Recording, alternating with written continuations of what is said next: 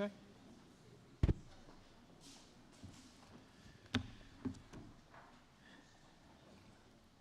We're good. That hush means we're good. Okay, thank you. I'm Peter Clark. I'm the Managing Director of Ark Workplace Risk. And on behalf of all of us at Ark, I want to thank you for giving up half of your day and coming along. And to talk about competence in the built environment. It's a privilege to have you here. If you take a look around, nobody is here by chance.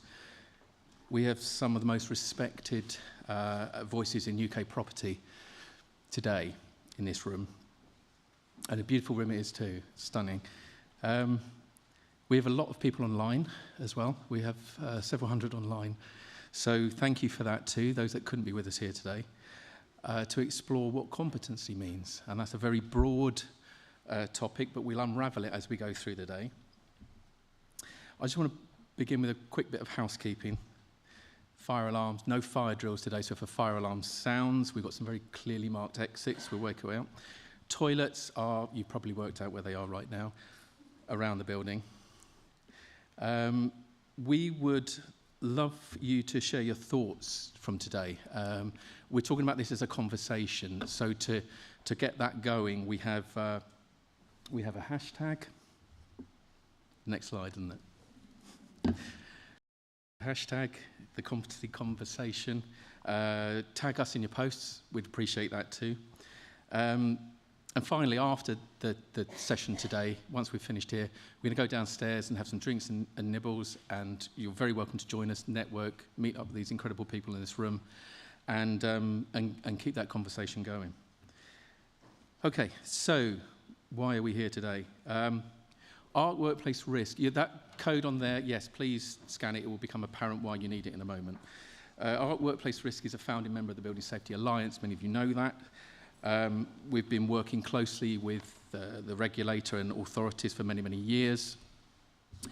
We are very passionate about competence, what it means, and the emerging standards regarding competence. But let's be clear, we can't confuse competence and compliance, and I think that is one of the problems that we're going to try and deal with today, or at least start to deal with. Competence and our ability to evidence, embed it, and lead with it is at the heart of the very heart of the public trust in our sector. Trust that ebbed away 8 years ago, quite understandably, and trust that we need to bring back and build back into our industry.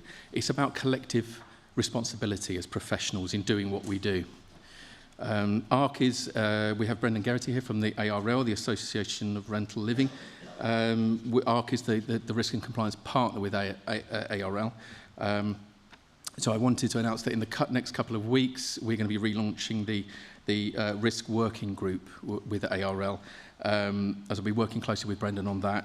And that's going to be a platform. What I want that to be is a platform where we can share best practice, share knowledge, much like we're doing in this room today. There's no IP on the stuff that we do. There's no protective intelligence over keeping people safe. So we want to share that, and that will be a great forum, that ARL, so that more news to follow on that.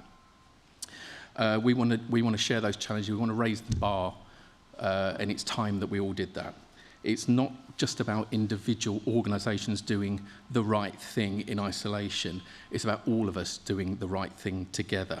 It's across disciplines, it's across portfolios, it's across sectors, and together we can build a safer environment. So whether you're a property owner, an investor, a manager or an insurer, your role has never been more vital than it is now. QR code, which you've no doubt hopefully all done now. It reappears on here anyway. We're going to get some interaction going to start. So this was never going to be a free ride. You're going to need to get involved. It's a straightforward question on the face of it, but it's probably more than that. What extent is competency embedded in the culture of your organisation today as it stands? I'd be very interested if you can start to populate that, and we can have a look. This will inform our discussion a little bit as well. Interesting that we've got no one that says we've got it nailed. Have they now? It's probably one of the Ark people, if I'm honest. And no, we haven't. We're a humble organisation, and we know that we too have got journeys to go on. But it's interesting there. I think we can kind of see we've made some good strides in this area. Fabulous. Exactly what we need. Thank you for that. That was a bit of interaction to start, and we'll look at today's agenda now. So what we've tried to do in curating the day is to bring clarity to a very complex topic, and to try and share some practical insights as well into what's really required to demonstrate competency, and also to look at what's coming next. First, we're going to hear from my colleague David Hills. He's going to provide some context around what competency looks like and what the requirements are for individuals, organisations and leadership, leaders of businesses that want to create that culture of competence. After that, we're going to hear from Dame Judith Hackett. Judith's landmark report, Building a Safer Future. I mean, it gave us the foundations really for the entire Building Safety Act. So we can't really underestimate the importance of Judith's work. So appreciate a lot of people in the room will agree with that as well. Finally, we are going to have a panel discussion. We're going to hear from people from different areas of our industry. We've got Brendan Geraghty, the CEO of the Association for Rental Living that I mentioned earlier on. We've got Andrew Bulmer, who, thank you, Andrew, has stepped into a slight change of plan. Jack Mangaroo was going to join us today, and unfortunately she can't. Thank you to Andrew for stepping in. Andrew's the CEO of the Property Institute. We have Anthony Taylor, fellow director of the Building Safety Alliance, with us today. Paddy Sinnott from Miller Insurance to give us that. And we have Judith Hackett, who's going to, we all know hopefully what Judith is going to tell us to do and challenge us, etc. Be a very interesting discussion. So I think that sums it up. Today is going to be about a call to leadership. It's going to be about a challenge. It's going to be about not just interpreting the law. It's going to be about leading that change. And we've got the people in the room here to do that. Dame Judith said recently the system was broken. It was, we know that, and the fix is on now. Regulation has evolved, and it's evolving. The culture needs to catch up. We can't afford, and we've been saying this for a long time, we can't afford for legislation. We can't afford to wait for regulation. We need to be doing these things now. We've had years of preparation for this, and now's the time to really start. And that's really why Ark exists. That's my reason, if you like, for what we do at Ark. It's about supporting this industry. It's about supporting you to achieve compliance, build resilience, accountability, and that trust back from the industry that lasts. So once again, thank you for being here. Thanks for being part of the conversation. And thank you for the work that you do every day. So that's it from me. Without further ado, I will introduce our first speaker, a true advocate for competence and culture. David has been working for Ark for 25 years now, 25 years at the forefront of safety in the built environment, and that is one hell of a legacy, as I'm proud to work with him. Ladies and gentlemen, David Hills.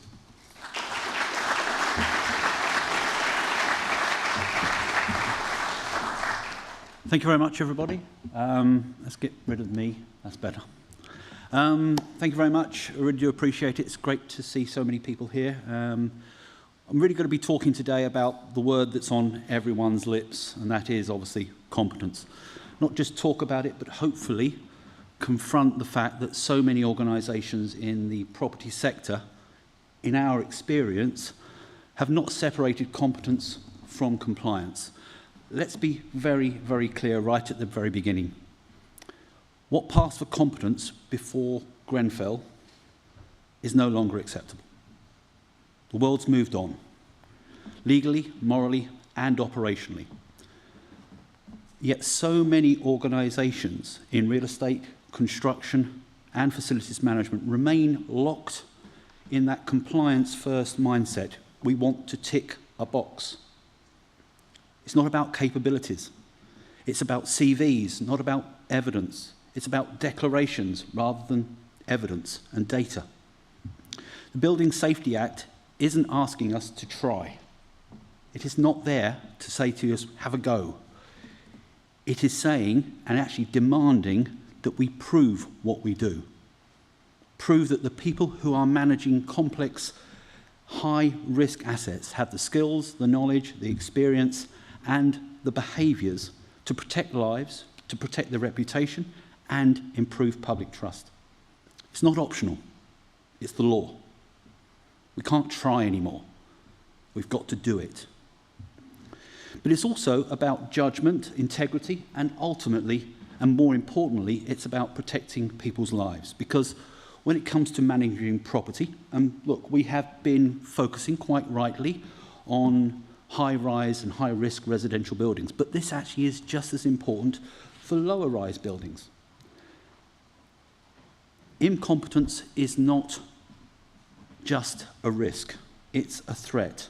It's a threat to the safety of residents, it's a threat to public confidence, and I believe it's a threat to the very viability of our sector. So today we want to issue a challenge. We want our sector, the UK property sector, to embrace and embed genuine competency and capability frameworks. They're out there. We've got to raise standards. It's great that we've got these frameworks, but they're frameworks, they're documents. We have to ensure that, as an industry, we embed this into our daily practices, fostering a new culture that consistently reinforces competence across the board. The challenge is there for us all.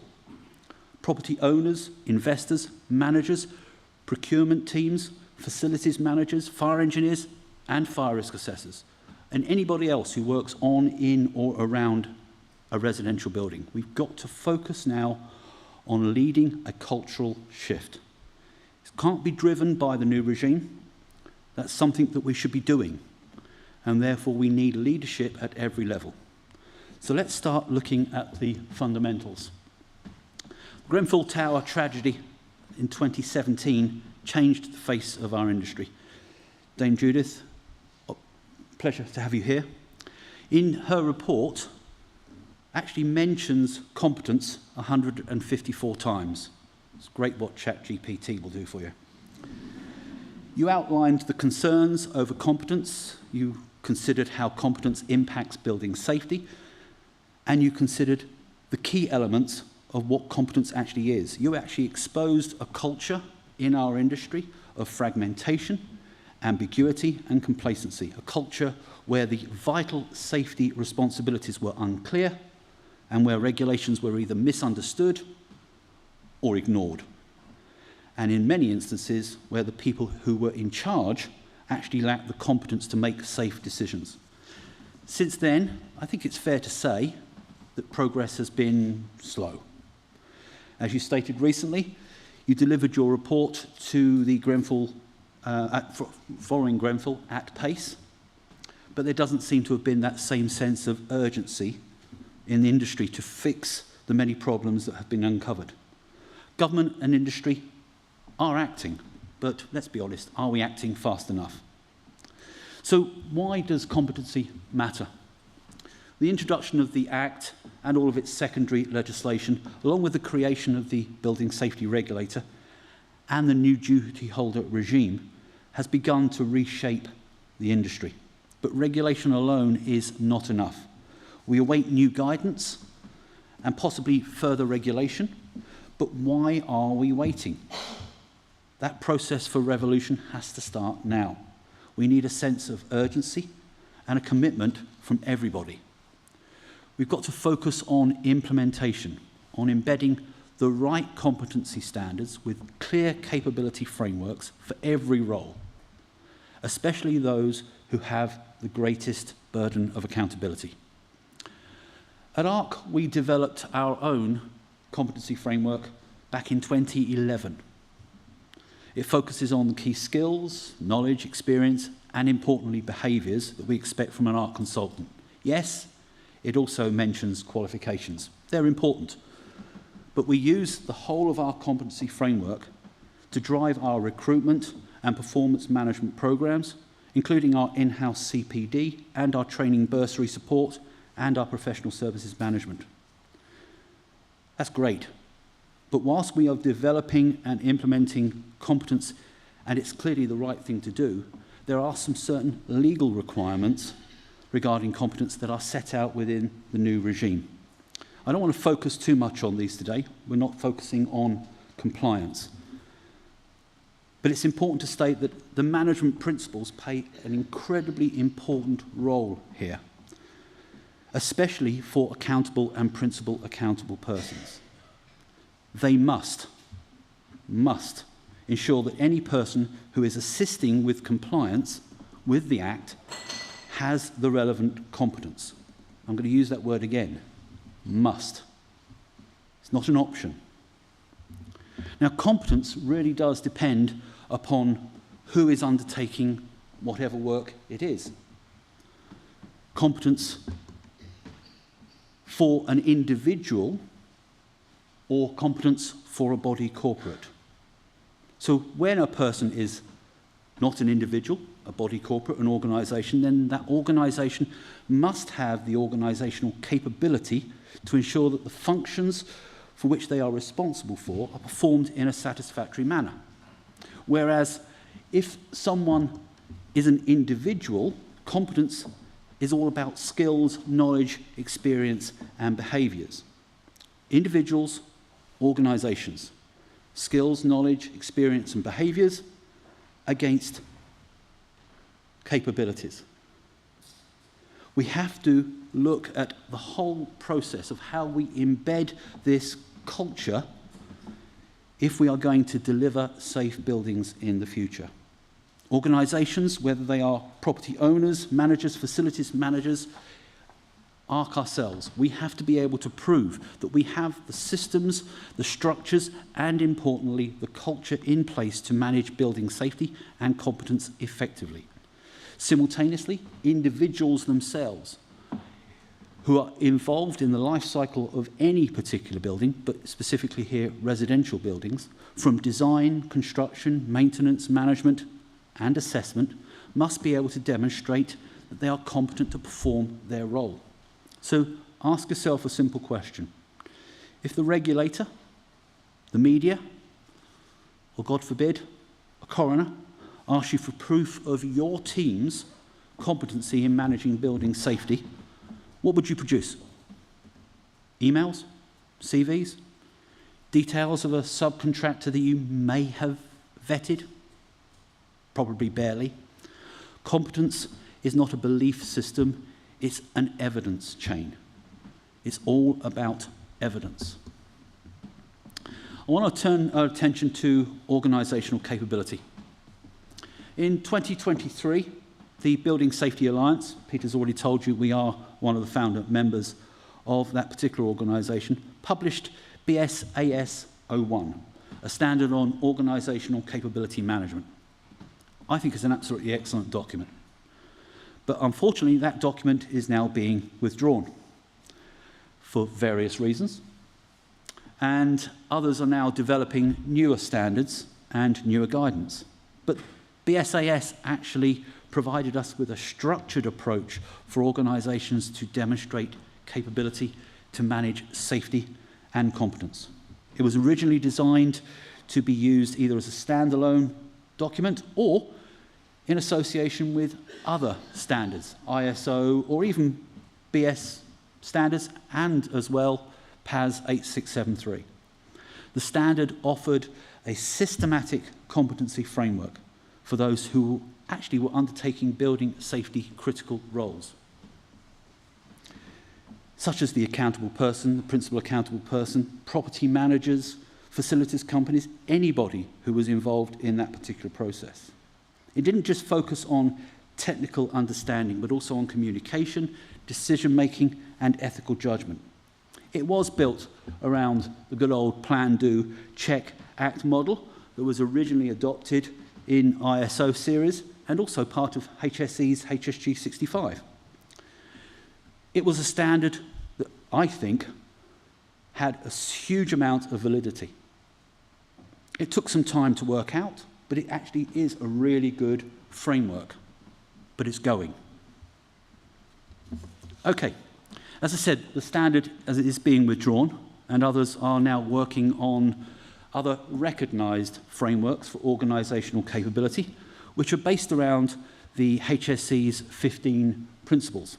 Now, those 15 principles have been adopted by UCAS within TPS 69 and have subsequently been supported and producing a document for rail and a document for port industries.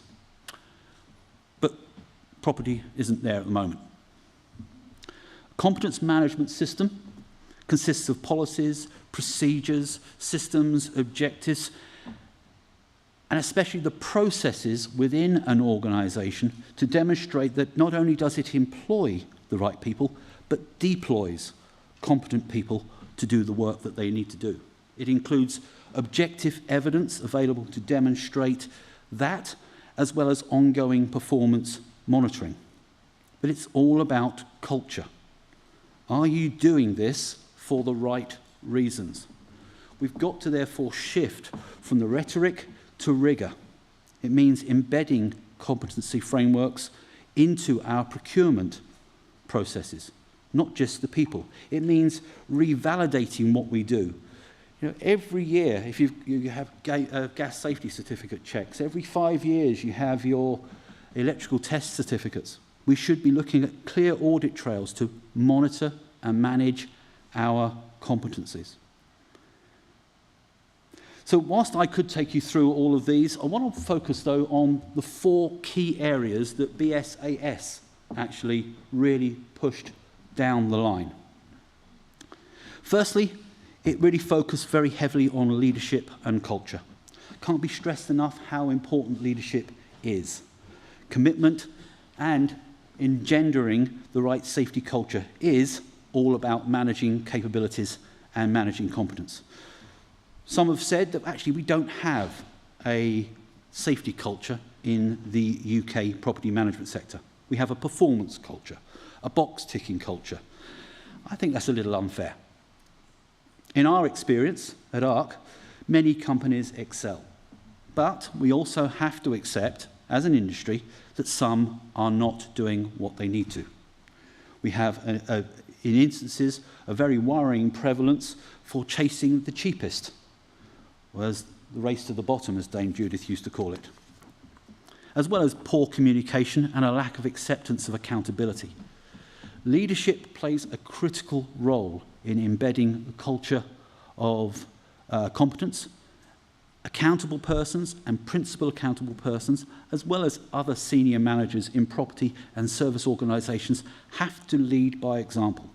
They have to be championing safety and investing in the systems and the people that are needed to deliver it, including allocating resources, setting expectations, and holding teams and those who hold responsibility and accountability to account. Secondly, the standard really set out the idea of continuous improvement. Organisations need to adopt a very proactive approach to learning and improvement, and actually came up with 3 really good approaches. Firstly, incident reporting systems, providing very clear but non-punitive systems for reporting safety-related incidents, near misses, and competency-related issues. Those systems should encourage openness and ensure that all incidents are not only logged, investigated, but analysed for root causes.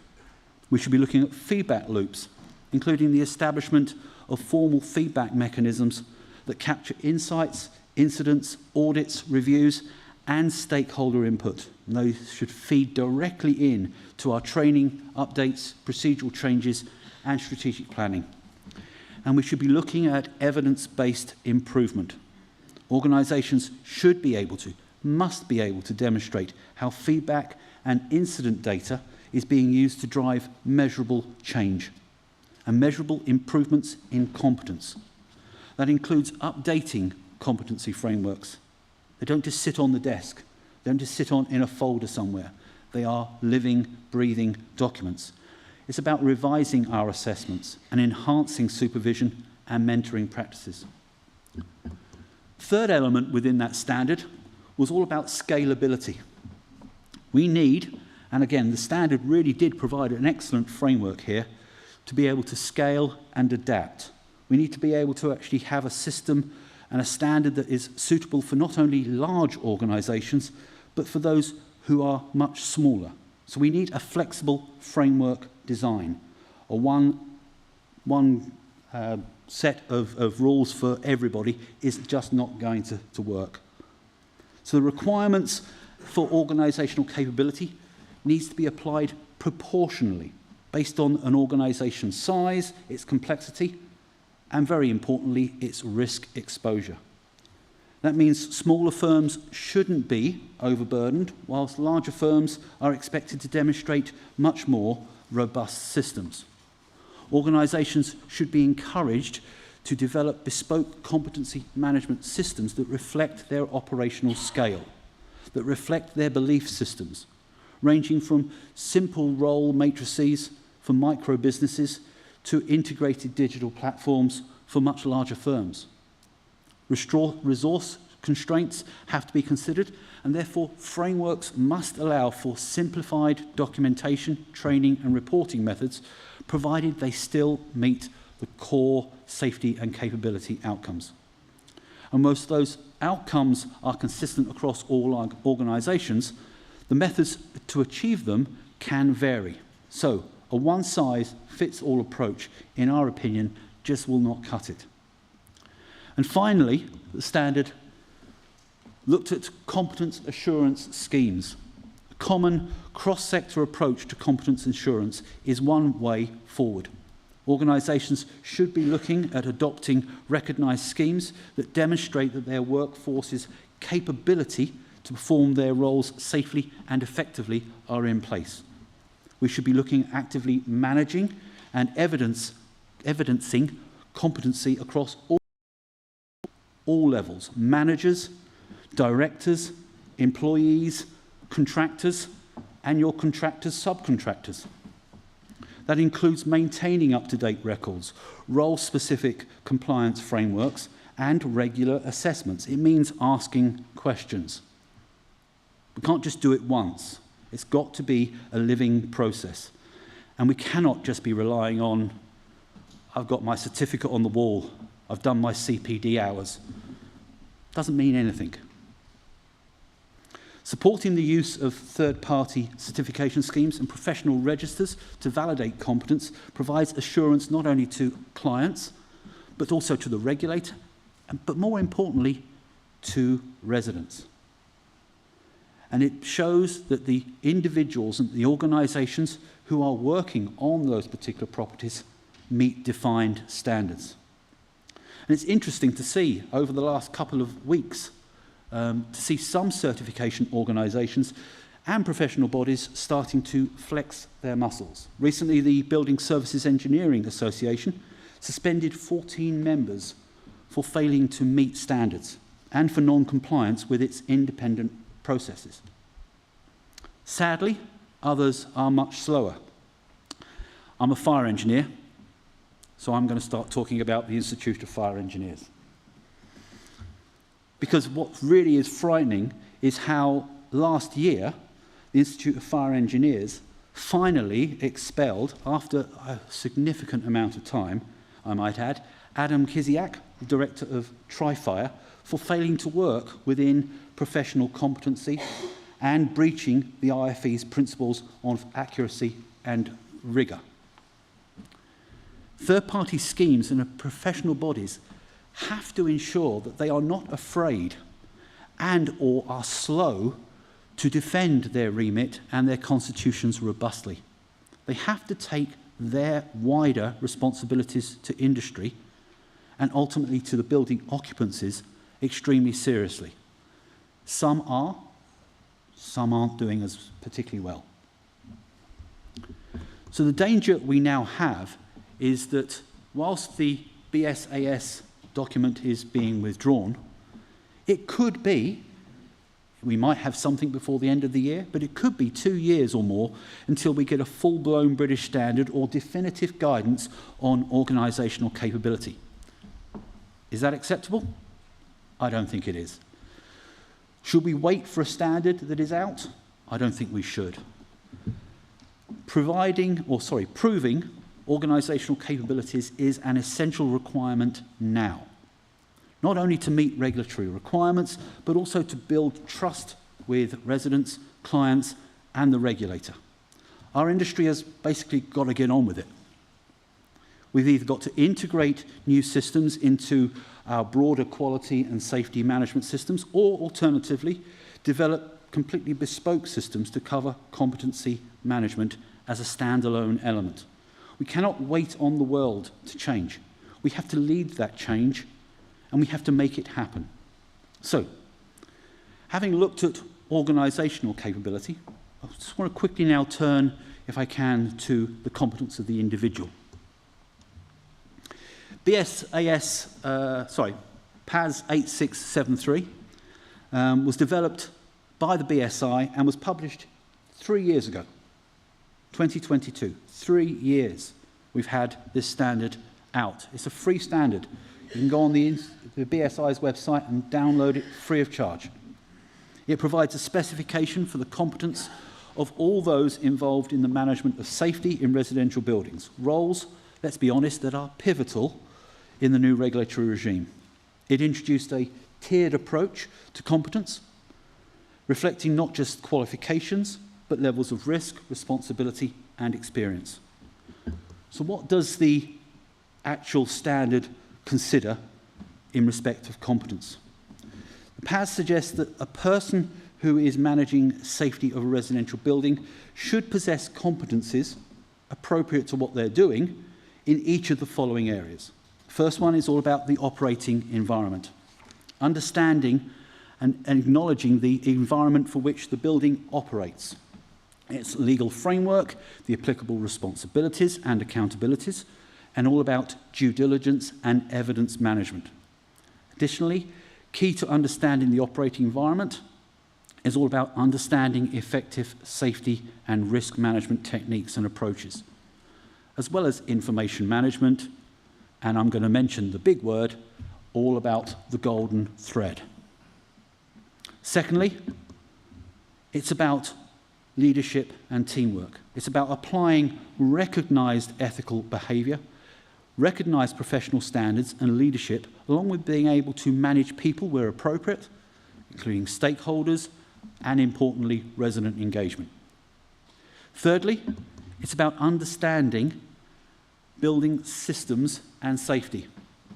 One of the areas that considered within the Building a Safer Future that Judith produced asks us all to recognise that we need to adopt a different approach to management and maintenance of a building, and to see each building as a system with each of its own layers of protection required to make that building safe. So we've got to recognise that residential blocks are complex systems, and therefore we have to ensure that we have the competent people in order to manage those complex systems. Fourthly, we should be talking about operational practices. It's about the ability to evaluate and implement the requirements of a safety management system and performance management approach, making sure that we test, maintain, making sure that we examine and repair the systems that contribute to an holistic approach to securing building safety. And it's about understanding the evacuation strategy and, really importantly, what are the factors that actually affect those strategies, especially when they are no longer tenable. Fifthly, is that a word? No. Fifth, it's all about ensuring that individuals understand and can distinguish between issues, hazards, and risks, as well as being able to interpret and implement the basic principles and practice of risk management. That's got to be able to include, therefore, the ability to understand and determine the appropriateness of things such as insurance cover and what's actually required within that building in order to maintain that risk profile. And finally, the standard sets out about details regarding planning, monitoring and control, making sure that the day-to-day basis of property, your key principles of project management, time and resource planning, cost management are all dealt with. Understanding what constitutes a change within a building is also vital here. And what about the impact of that change on our building, on the safety systems we've got, and importantly, the evacuation strategy. So any person who, in whatever form, is involved in the management of safety in a residential building should themselves be able to recognise the interrelated and interdependent nature of those 6 key competencies. I want to consider, though, the elements surrounding behavioural safety. So on the behavioural side, we need to look at how behaviour sits alongside cultural change.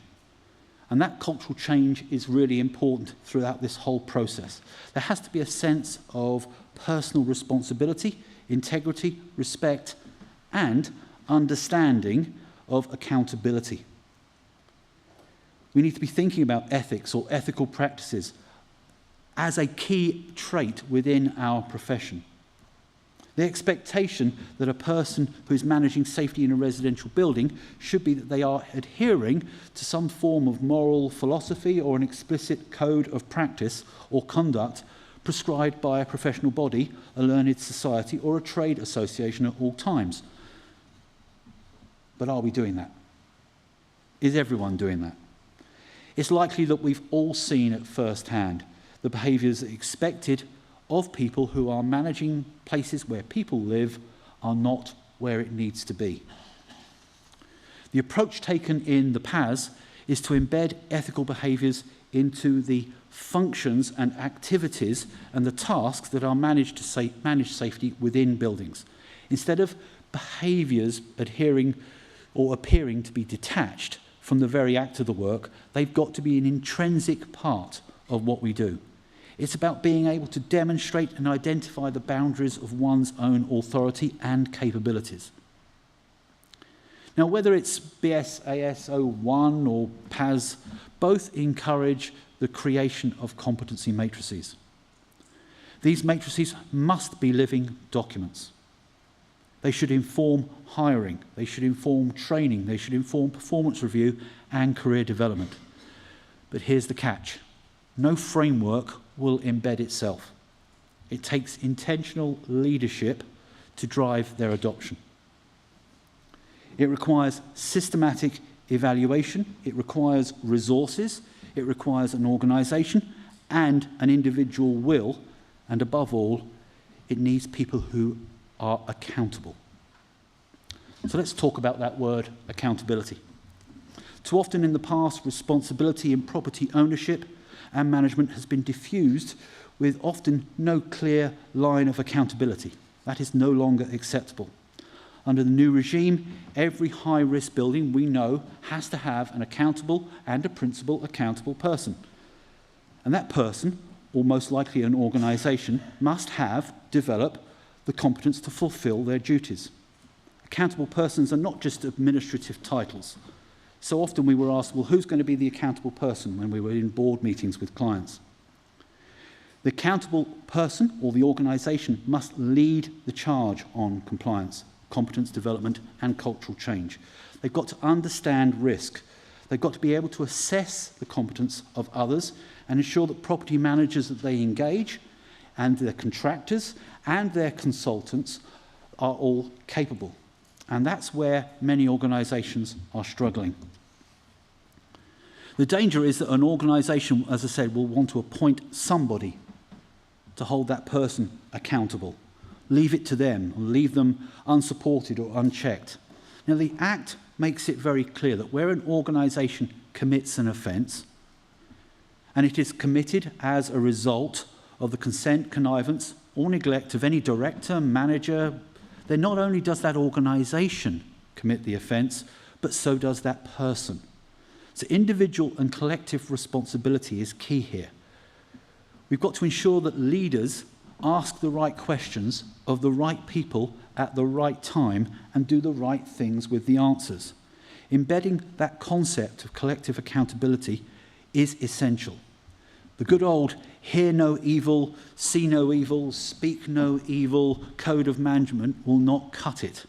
Individuals, directors, and organisations now have a duty to not only stand up, but they need to open their eyes, open their ears, and open their mouths.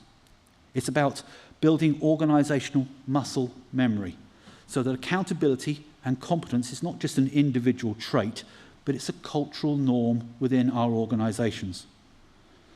So let's talk about culture, because frameworks without culture are just effectively paperwork. You can have your capability management system in a binder. You can have your PAS 8673 assessments on your intranet system. But if your people don't feel empowered, if they don't feel responsible, and if they don't feel safe to speak up, then your buildings are not going to be safe. Culture is how people behave when no one is watching. It's whether a property manager walks past a damaged fire door or reports it. It's whether a contractor cuts out a specific procedure or follows that recognised standard. Or when a director flags a systematic issue within its organisation or feels under pressure to keep stum. Changing the culture means shifting from compliance thinking to safety thinking. I think it's all about valuing safety. So I've got a question to ask all of you. Would anyone here, if you could afford to, buy a private jet without ensuring that every nut, every bolt, every wire, every system that was fitted had been fitted, checked, and was being maintained by a competent person? Or even allow that plane to be flown by, operated by a pilot and crew that was not competent to do so? Let's be honest, I don't think any of us would. If something goes wrong at 30,000 feet, you have a catastrophe. Yet we don't seem to look at buildings in the same manner. Buildings in which so many people live, work, and play, and yet we seem to so often accept inconsequential defects and issues and problems without a thought, even though small issues at 100 feet above the ground can be just as catastrophic, not only for the people who live in them, but also the people who work within them, as well as the building itself. We have to have a different approach to what is considered corporately to managing buildings. As I said before, the emphasis on competence is not a box-ticking exercise. It's a necessary, fundamental shift in how the entire sector approaches responsibility and resident safety. That shift, we believe, has to consider 4 key areas. Firstly, how can we prevent catastrophic failures? Inadequate competence has been proven as one of the root causes of many past building failures, not only in the UK, but globally. Ensuring that everybody involved in the management of a building is competent reduces the likelihood of errors that could lead to serious incidents or failures. We have to build resident trust. Residents are increasingly aware of their rights. They're increasingly aware of your responsibilities as owners and managers. And therefore, demonstrating competence helps build that competence and improves transparency. We must mitigate legal and financial risks. Failure to comply with compliance requirements can lead to enforcement action, reputational damage, and financial penalties. But let's be honest, should we be led by that? I don't think so. We need to be able to professionalise the sector. A focus on competency and competence supports the development of career pathways, supports training programs and professional standards, and it elevates the status and quality of property owners and the property management profession. Changing the culture within the industry means moving from a reactive to a proactive approach, from the can we get away with this to what actually is the right thing for us to be doing here. And that requires setting clear standards, transparency, and an open reporting culture. So, where does this leave us? The UK property sector, we believe, is at a crossroads. We can either treat competence as a compliance management requirement, or we can seize the moment to professionalise, to regain trust, and to lead by example. Typical of Ark, this is the way we like to do things, we like to come up with a plan. So this is our 6-point plan that we think organisations should be at least looking at. First things first, we need to be developing those competency matrices. And importantly, for an organisation, develop and implement an organisational capability management system. Mapping your roles and required competency levels and developing formal management capability arrangements to not only guide recruitment, training and performance management, but also ensure that it is implemented throughout that business. We should use the opportunity to foster the right safety culture, create space for feedback, for challenge, and for learning. But most importantly, we believe that we should be using this to build leadership at all levels and equip all of our teams with the mindset and the tools to lead safety. We believe next that we should be conducting competency gap analyses. Your building and your own management system will determine what competencies you require. So we believe you should be assessing your current resources as well as your supply chain and your contractors. PAS 8673, it's out there. We should be using that and identifying it. It's been out for 3 years. And when it comes to development, we should be investing in training, encouraging and enforcing, but very importantly, supporting CPD, providing that ongoing learning experience and those learning opportunities to ensure staff not only remain up to date with the evolving regime and the standards, but look at how you improve best practices. They have got a darn good idea, so why not utilise what they know? We should be looking at digital tools, especially if you're a large organisation. Online management and compliance systems will help you able to track qualifications, track training and assessments. Our system, for example, CUDA, will allow you to actually do that, and it's linked directly to the risks associated with your organisation. We believe that you should be looking and engaging with accreditation schemes, aligning yourself with some form of recognised scheme or register that offers or certifies organisations and individual competence. And sixthly, we should be looking and engaging with residents and stakeholders in a very transparent manner. Trust is earned through communication and consistency. Talk to them about the competencies of those involved in the management of your buildings, what you do to support them, and how you maintain those competencies. And more importantly, what you do to actually check them. That will actually help build trust and understanding. So let me finish with this. The publication of PAS 8673, along with the development of other various competency frameworks, is just the beginning. As the regulatory environment continues to evolve, we can expect further developments in standards, accreditation schemes, and enforcement mechanisms. We recently saw the publication from the Engineering Council, its UK Spec HRB competency framework. And we should be hearing soon from the government, maybe, on how they're going to be regulating fire engineers and fire risk assessors. So we do need to start thinking about the fact that the regulatory and the guidance that's around there is changing. But for those who own, invest in, manage, or support compliance within residential buildings, we believe the message is very clear. Competence is no longer an option. It's a core requirement of doing business in the post-Grenfell world. In embracing this shift, the sector can not only meet its obligations, but also deliver safer, more resilient homes for people who live within them. Competence for us is not a destination, it's a discipline. It's a mindset. It's a commitment. Certainly something as an organisation that we have been focusing on for many, many years.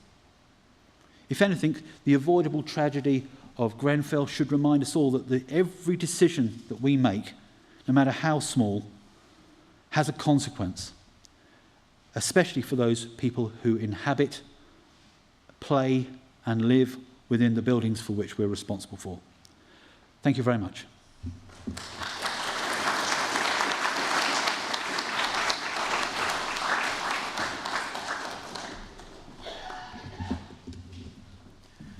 Thank you, David.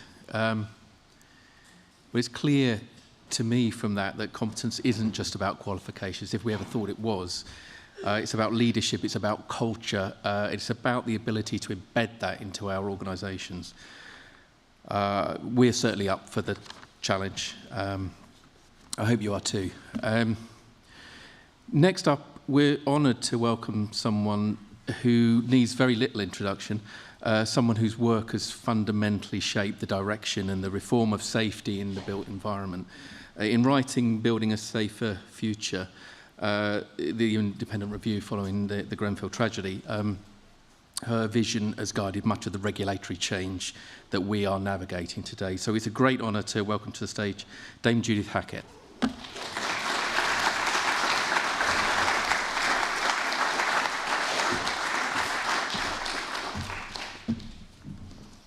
Well, thank you for that introduction, and good afternoon, everyone. I'm very pleased to join this event today to discuss competence in the built environment. Competence of both individuals and of organisations remains absolutely key to progressing this culture change journey that we're on. When I published my report 7 years ago,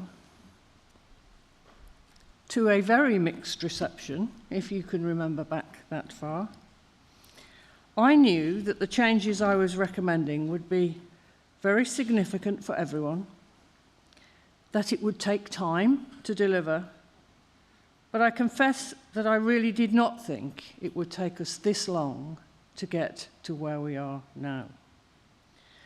Nor that I would be standing here 8 years on from the tragedy, still having to tell people how much needs to be done.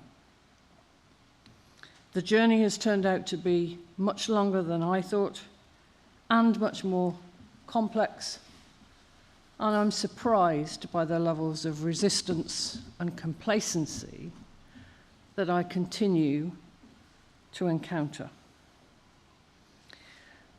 You know the history, and I'm not going to dwell on it for too long, but I am going to talk about it a little bit. 8 years ago, in the immediate aftermath of the tragedy at Grenfell Tower, and growing concern about how many more high-rise buildings could also be at risk, I was asked by the then Secretary of State in MHCLG to conduct the independent review, which turned into the Building a Safer Future report. My remit was not to delve into the detail of Grenfell itself, but to try and understand how a regulatory system had failed to deliver buildings which we could be confident would perform as expected to minimize risk to those who lived or worked in them. Let's just remind ourselves that when I said, so how many high-rise buildings have we got? We don't know. How many high-rise buildings have got cladding on? We don't know. We didn't even know the size of the problem. So we've come a long way. And I'll keep saying that during the course of this talk. We have come a long way. But there is so much more to do. At the time when I started, the public inquiry had also been set up, and that was to look into the detail of Grenfell itself. It has since completed its work, of course, and published its final report in September last year. What's more, the government has now responded. It's largely accepted all of the recommendations and is now committed to publishing quarterly progress reports.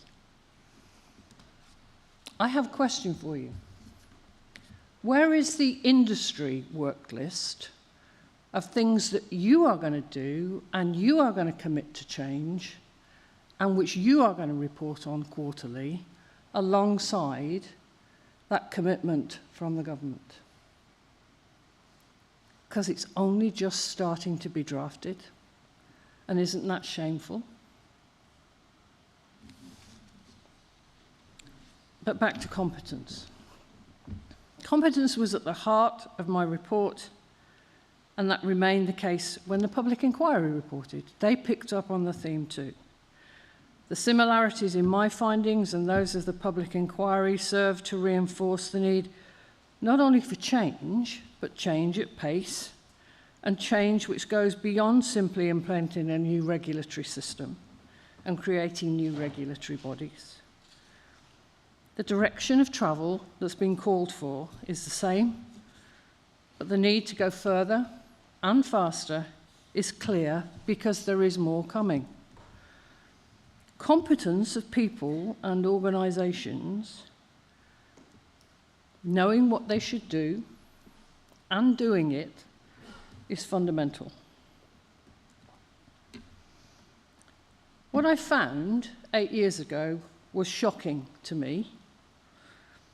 A culture across the whole built environment of, as you've heard, and I've said many times, a race to the bottom, doing things cheaply, cutting corners, gaming the rules, conflicts of interest, lack of ownership and responsibility by those involved in the buildings, and across a whole spectrum of people involved, that lack of competence and professional commitment or pride in the job to do the job well, focused on that overriding purpose of delivering buildings which are fit for use and safe.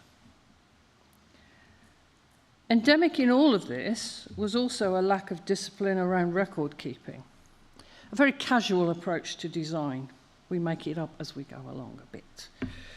Changes not recorded, not reviewed, no traceability of materials, buildings completed and handed over to be occupied without any record of what had been built, and no details of the critical design safety features to be properly maintained.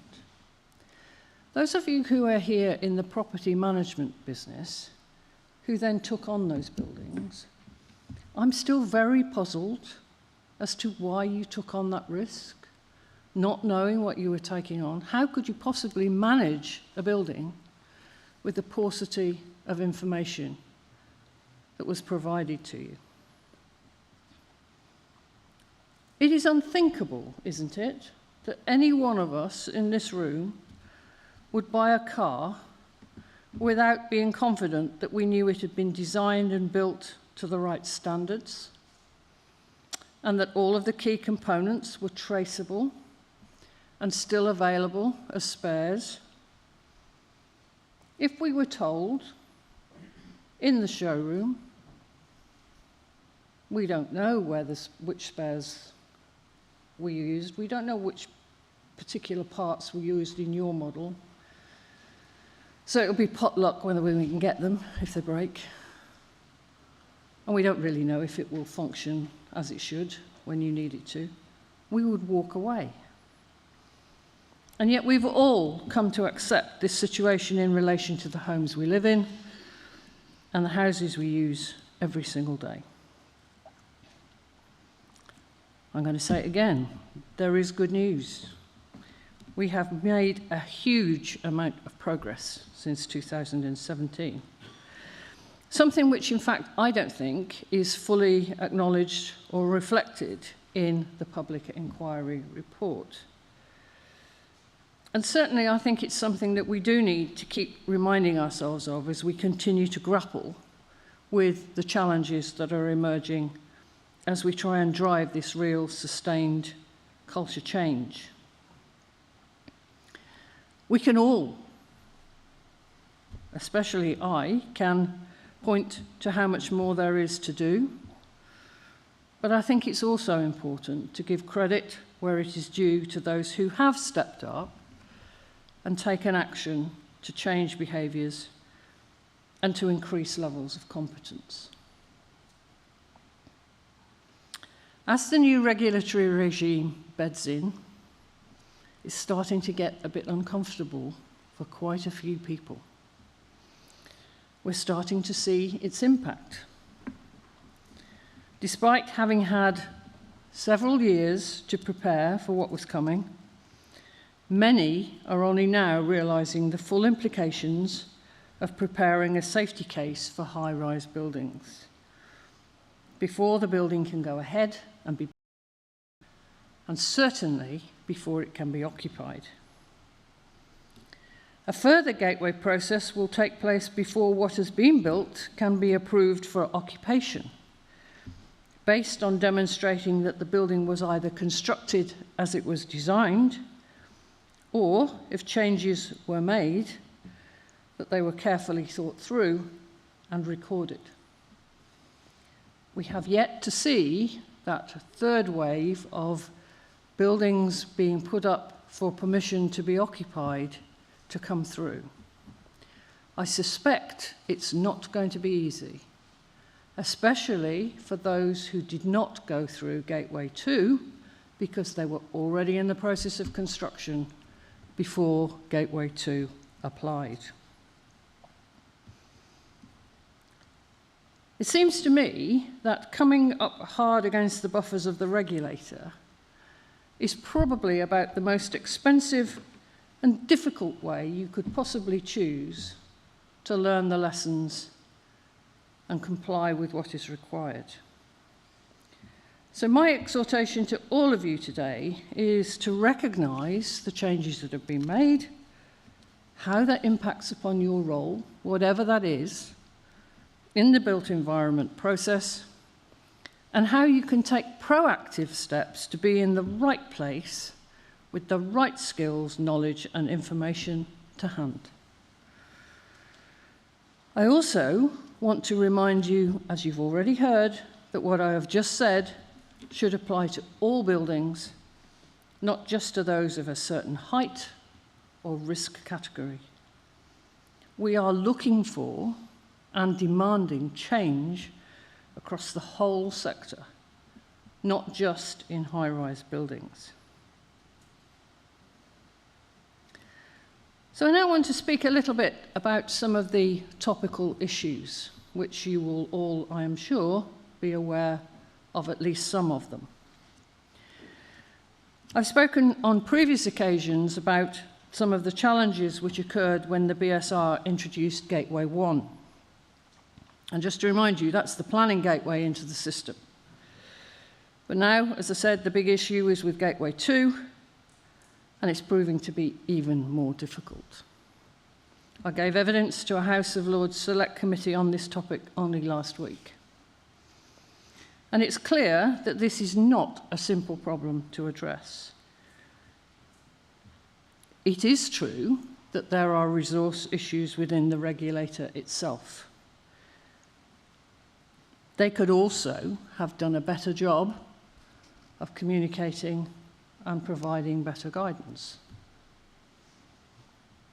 But that's only one half of the story. And I take great exception to the political capital that is being made out of piling all the blame onto the regulator. Why? Because I've seen some of the substandard submissions that they've received. People writing on their forms, I don't know why I have to do this. Don't ask any more questions, just take it that it complies. Providing floor plans and saying that they are designs, I don't think so. So part of the problem, clearly, I think, is a function of that lack of both detailed design and thinking about use and occupation, which industry is traditionally not done by this stage of a project's implementation. And I'm left with a deep sense of frustration that we have now reached this point where projects are being held up and workers are being laid off, awaiting Gateway 2 approvals, because it doesn't help any of us if we're not building housing at a time of such shortage and stated government ambition to build 1.5 million homes. By the way, the number of homes that are held up in the Gateway 2 process is about 30,000 dwellings, not buildings, dwellings, out of 1.5 million. That's how much of the blame we can lay at the regulator's door. But more importantly, couldn't we have anticipated that this was likely to be a challenge? I have very clear memories of being asked several years ago whether design and build contracts would be able to continue in the new regime. And my response on every occasion was that they could, yes, but only if more detailed design was done earlier in the process, because it would be needed for the Gateway 2 safety case. So, I can only conclude that this was a foreseeable problem which could and should have been avoided. Why hasn't it? Because the industry has not built the levels of competence it needs to be able to offer up that detailed design when it's required. We have to find a way through this that frees up the building process but ensures that these so-called new safety standards, not actually new of course, but what should always have been done, are not compromised in doing so. And that means we need to review how things have worked in the past, and we need to change them where they do not meet the new regulatory requirements.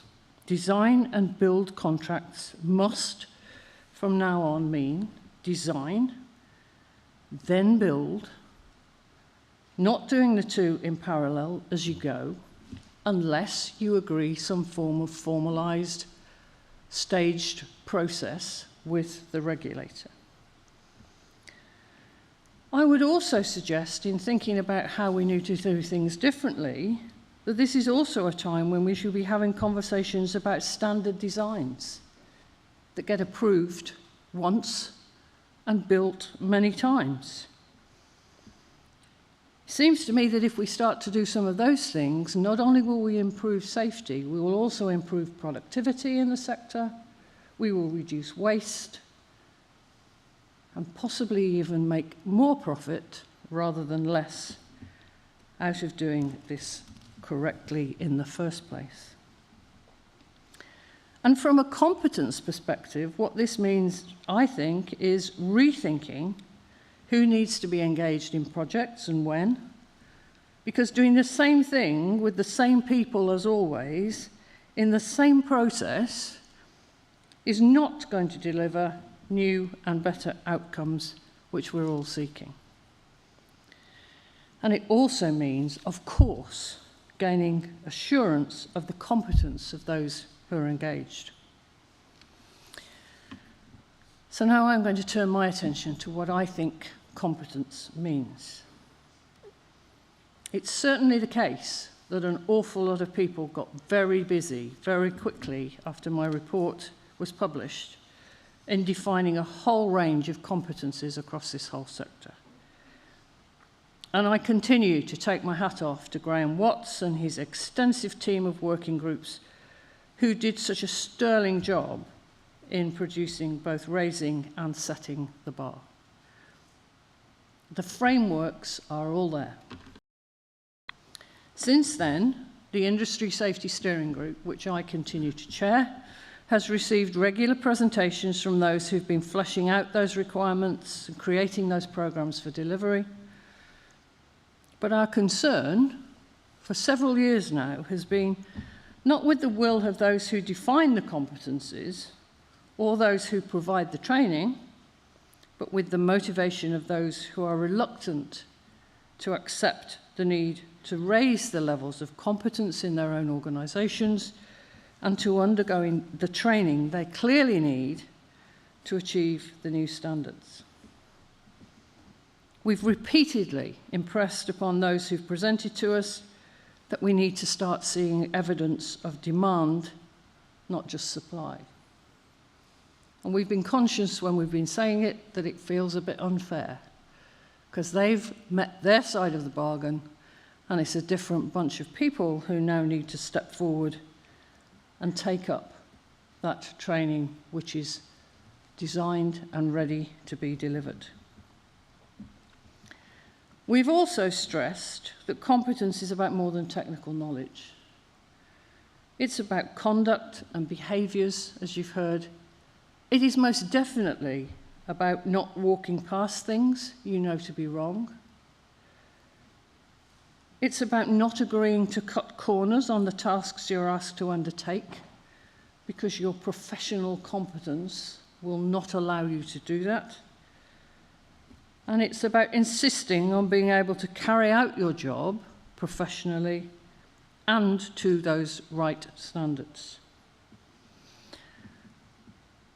I'm going to share a few examples with you now of some of the conversations and experiences that I've had quite recently to highlight where we are making progress on competence, and also where and why there's so much still to do. And my first example, coincidentally, featured in the earlier presentation.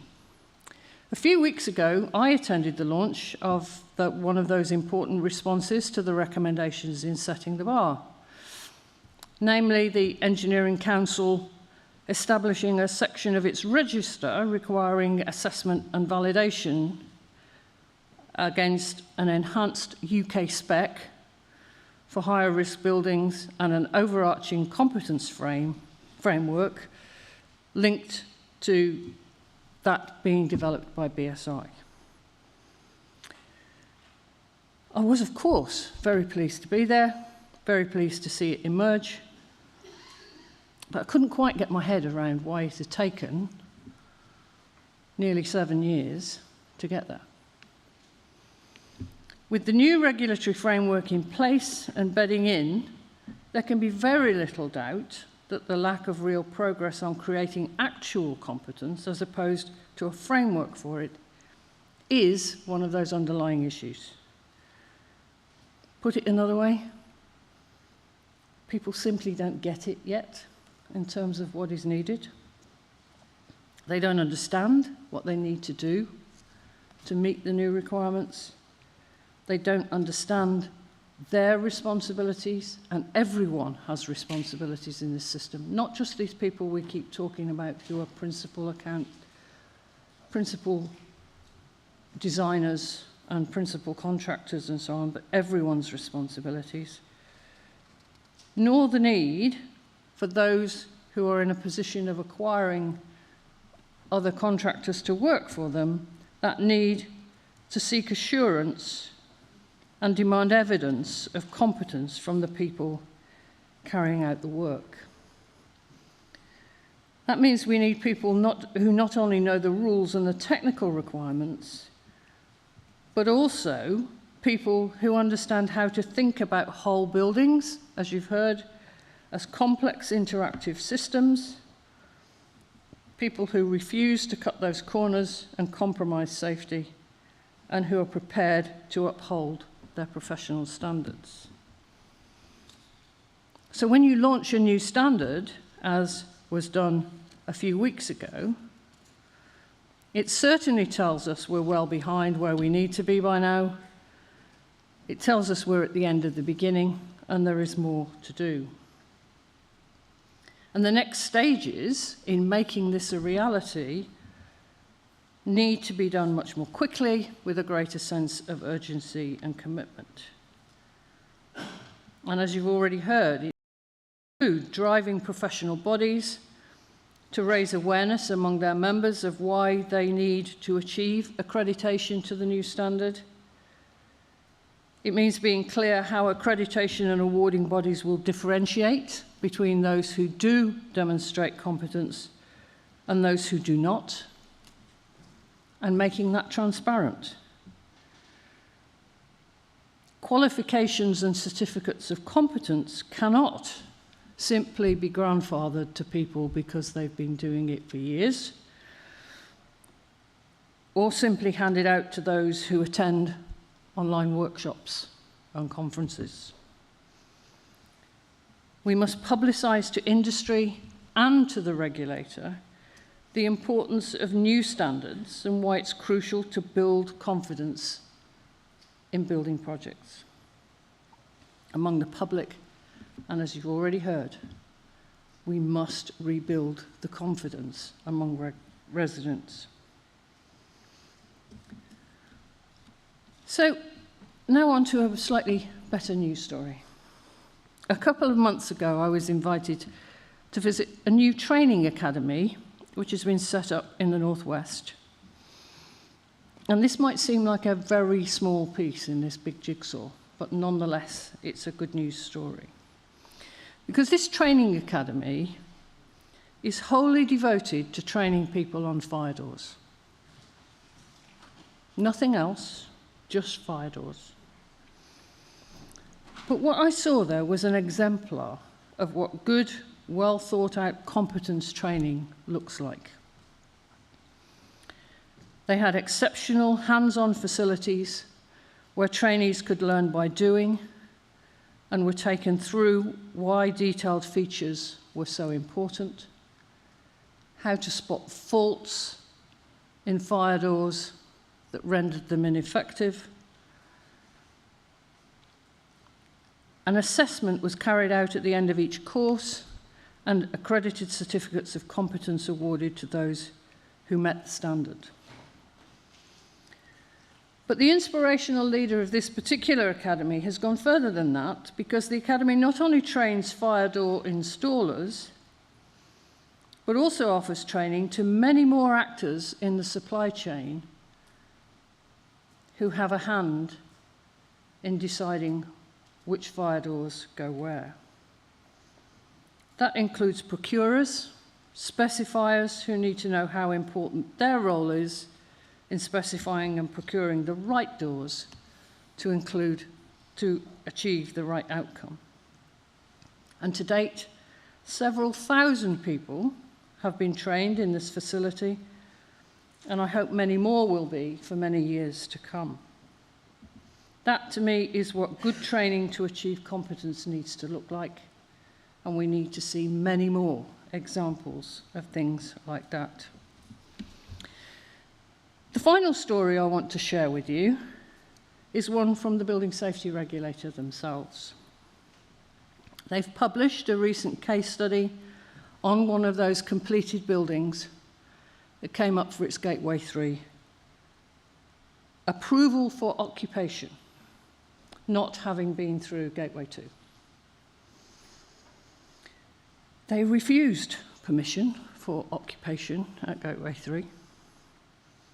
And they refused it for a variety of reasons, one of which was that the smoke extraction system from the dwellings exhausted into the stairwells.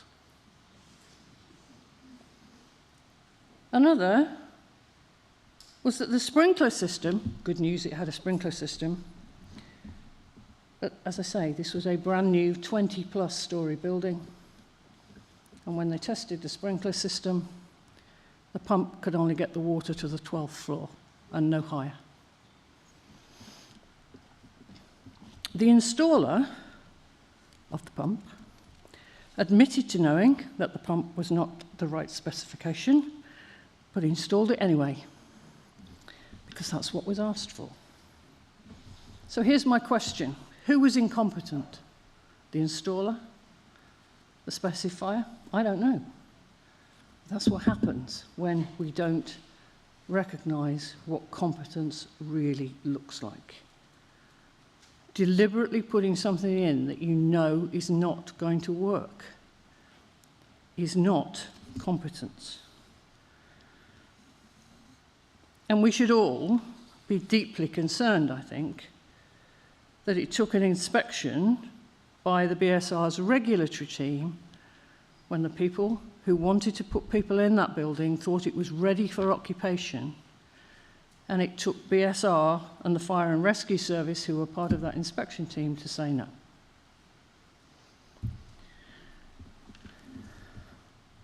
So let's be clear. We are all going to be judged by our actions and our demonstration of ethical and responsible behaviours. That is what competence is all about. We cannot allow another 7 years to pass before we're able to demonstrate that this industry has changed and really does take its responsibilities seriously. That would be at best indefensible. And if another tragedy happens between now and when we make those changes, it will be disgraceful. The public inquiry, as you know, has already called for some elements of the engineering profession involved in buildings to be licensed as a separate body, by a separate body. I suspect that whilst fire engineers have been singled out initially for that, that will be by no means the end of that story about licensing. So that's a very far from ringing endorsement of our current professional standards, and yet I continue to encounter an alarming level of complacency among many of the professional bodies I talk to, who think this is not about them, and nobody's yet asked them to look at it. So where's the leadership? I would add to that, of course, that that's not the whole story. There are some notable exceptions, but for many, those warning bells about professional competence and CPD are not being heard. But I think a very clear signal has been sent that we need to put our professional house in order, and we need to step up the pace in doing so. We can't wait for the slowest in the convoy to hold everybody else back. We need to look and learn from the exemplars who are doing the right thing, and we need many more of them. In the last 8 years, I've met some extraordinary people from all over this industry. Some of them are here today, who get it. They get the need for change, and they're trying so hard to drive that change. But they do need support from professional bodies to recognise what they're doing and to differentiate the good from the bad and the downright ugly. In any change programme, as significant as the one that we're on and what we're trying to make happen in the built environment, there are always going to be those who get it and who get on board and embrace the change that is needed. And I thank all those that have. There are also those who need to be persuaded, and then they get on board. But there will always be some who will resist change and who will actively seek to hold up progress. I really think it's time for an open and honest discussion about where you are on that spectrum and where do you want to be.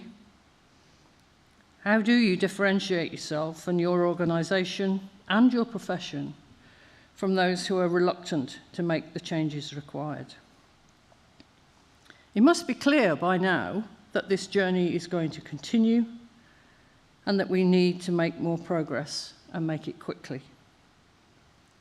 I think you still have time to choose to be a leader in making change happen, but that time is short unless you want it to be dictated by regulation.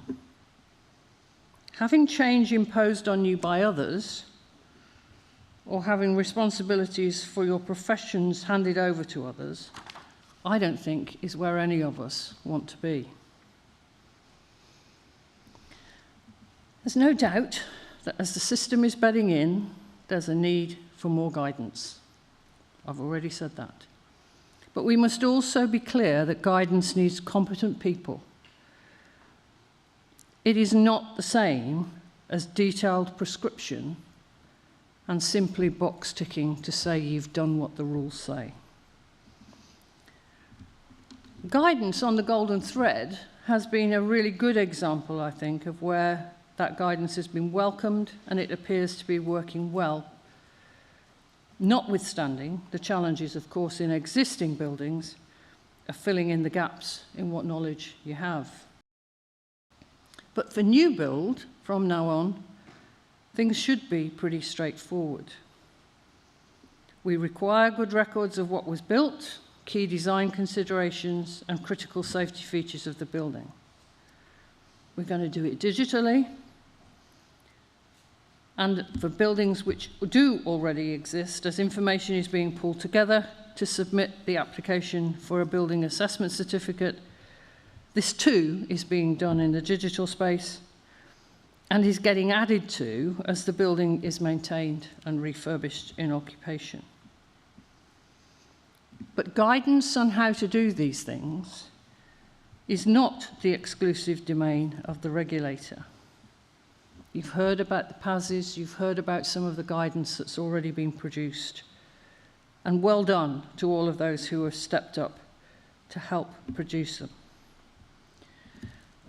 I'm very much looking forward to hearing your questions and your comments as we get into the panel discussion. But I want to close my keynote to you today by exhorting every one of you here to make that honest assessment of the competence of your own organisation and what's lacking, and make a start on filling the gaps, and do it with some sense of urgency. When you've sorted your own house out, then start to apply that same pressure to your supply chains. Are you asking the right questions to assure yourself of competence? Do the behaviours and practices bear out that people are committed to delivering the right outcomes? Only when we can all say yes to these will we know we're on the right track. Thank you.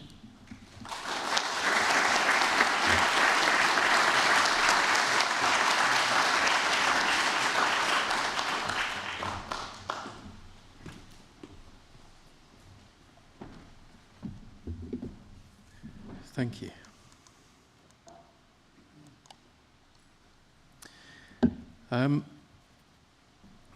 We began with the issue of a challenge, and I don't think there's anyone better qualified to support us in that. So thank you for those words, Judith. I think that was sobering, but there's hope there. And I think that journey that we talked about, I think by being in this room today, we've started that journey, and I think I'm going to agree that we're at the end of the beginning.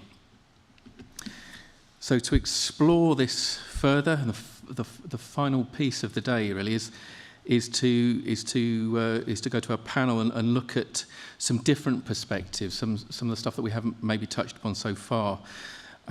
We've got some key voices from the property and the regulatory sectors with us here today, helping to shape competence in what we do, helping to shape how it's defined, how it's evidenced, how it's enforced. I'd like to welcome to the stage our expert panel.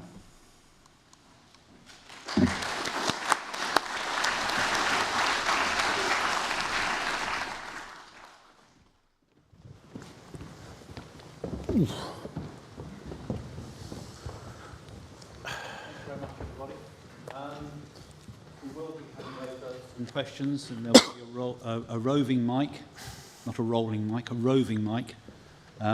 But before we do, we've got some questions that we've already come up with. So let me start with the first question then, and it's pretty fundamental. Do we really understand what competence looks like in practice, not just on paper? And are we as an industry honest enough to admit where we are falling short? I'm going to start with Andrew.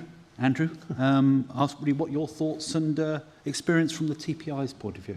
All right, straight in at the deep end. Thank you for that.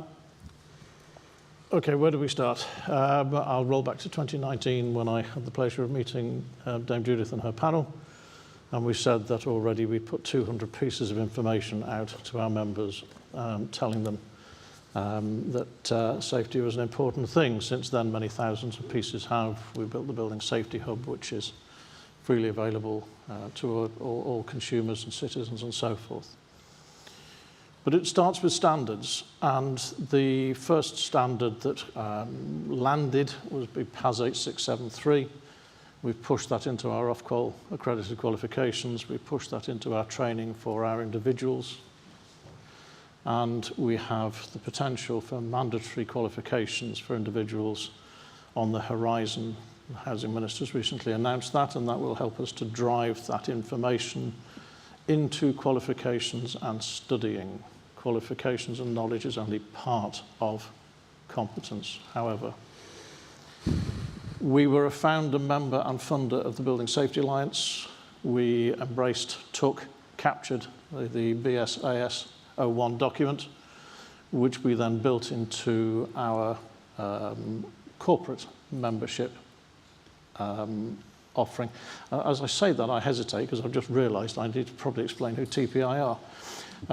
IRPM used to be the professional body for individual professionals, individual members providing Ofqual qualifications. That's the hat I was wearing when I met you in 2019. IRPM got married to ARMA, the trade body for the firms that tend to employ building managers. And so now, as of about 3 years ago, we have both suites of membership, both the individual professionals and the firms that employ them under one roof. So, cycling back, PAS 8673 for the individuals, we have now built a corporate capability and competence toolkit for our corporate members, which is built around the BSAS document. And that is in pilot stage at the moment. I am pleased to report that many firms have expressed an interest in piloting it. And there will be a question which industry itself will have to answer as to when we make it mandatory.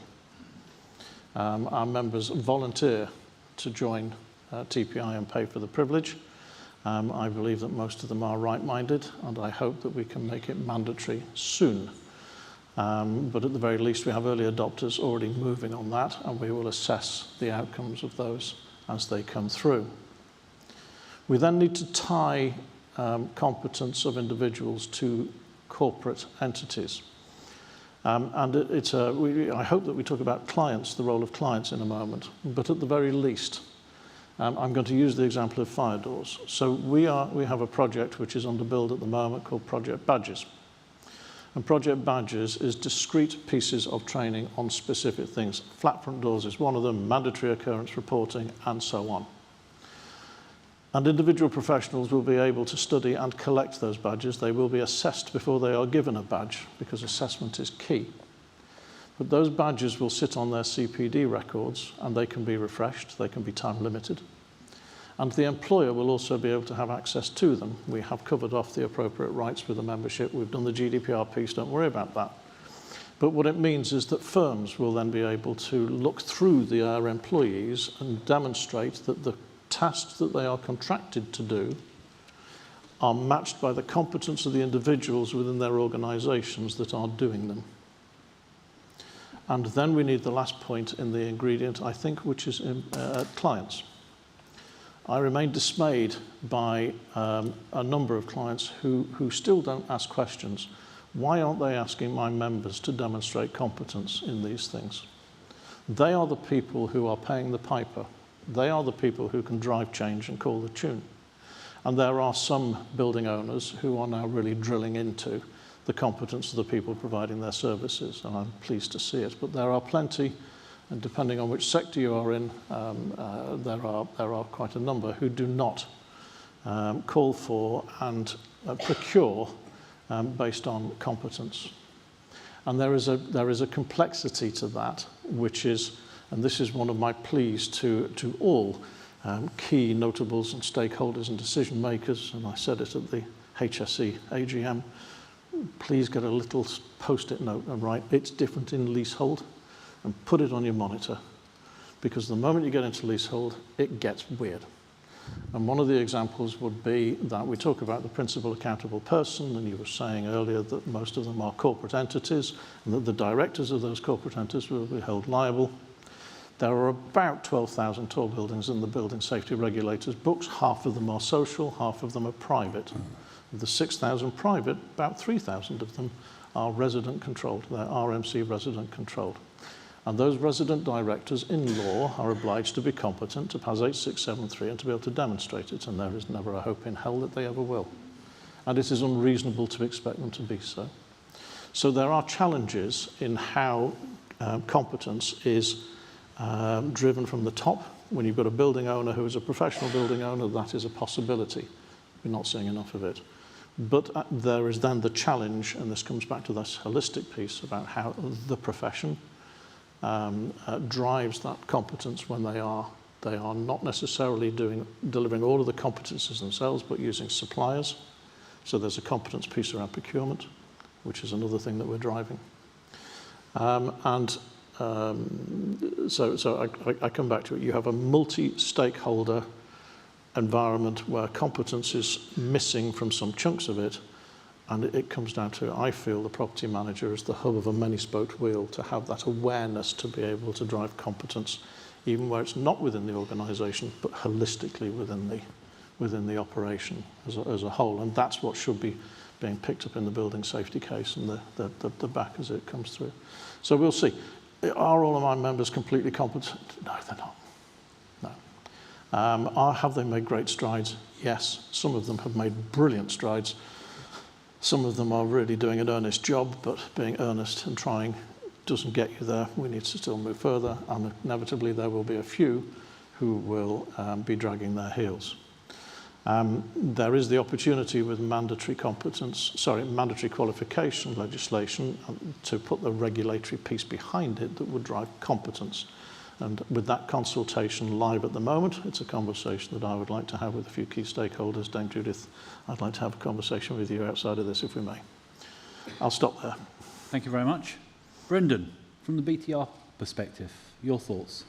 Are we being honest with ourselves, and do we really understand what competence looks like?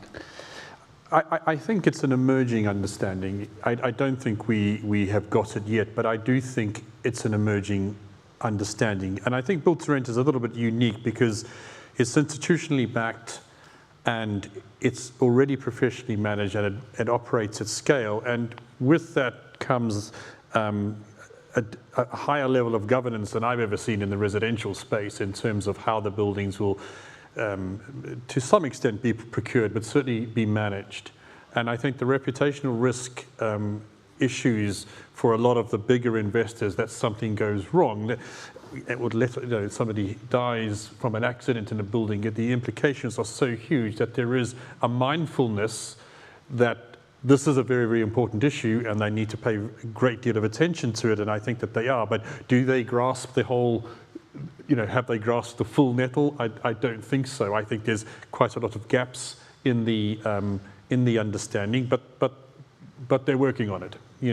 I do think the cultural point, Andrew's discussed a lot of the technical issues, the technical support that can be provided, but that cultural, that embedding that cultural change and that cultural understanding, that will take time, not just in Build to Rent, I think just across all residential buildings, all buildings at all, that need to have safety at the front of their minds. Thank you very much. Anthony, you've been working on competence for many, many years. Are we falling short? I think it depends on the sector. I mean, we've touched about the design and build bits, but we're concentrating on the other side here. But of course, there's a lot of design and build that goes on within occupied buildings. So I think that people bandy the word about. I don't think there's an adequate definition of it. And I know some of the work I and some colleagues are doing at the ICC are coming out with what does good look like for competence management, both for an individual and for an organisation. Not forgetting a project is an organisation. So, just widen your mind to the concept of the word organisation. So until there are, let us say, better defined terms, I think it's quite difficult, is the honest thing. I mean, we all know, we've all been well used to being judged and judging others on skills, knowledge and experience. Behaviours is new. That's certainly not well understood.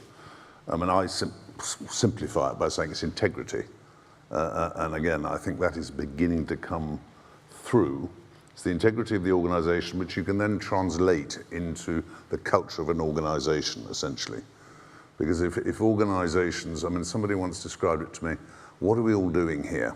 You know, we're all trying to make money. Actually, what most of us are trying to do in this room, I believe, is actually provide safe housing for people. And until we get it in our head as a primary function of the organisations we work for and our day-to-day business is to provide safe housing, as to making a buck, of course we've got to make some money, but the primary one is to produce safe housing. And for that matter, you know, for any offices people work in. So I don't think, as James Judas has said, the penny hasn't dropped. There's a sea change in what all this means. I am personally responsible to make sure that what I do is professionally correct. And I don't step outside my competence.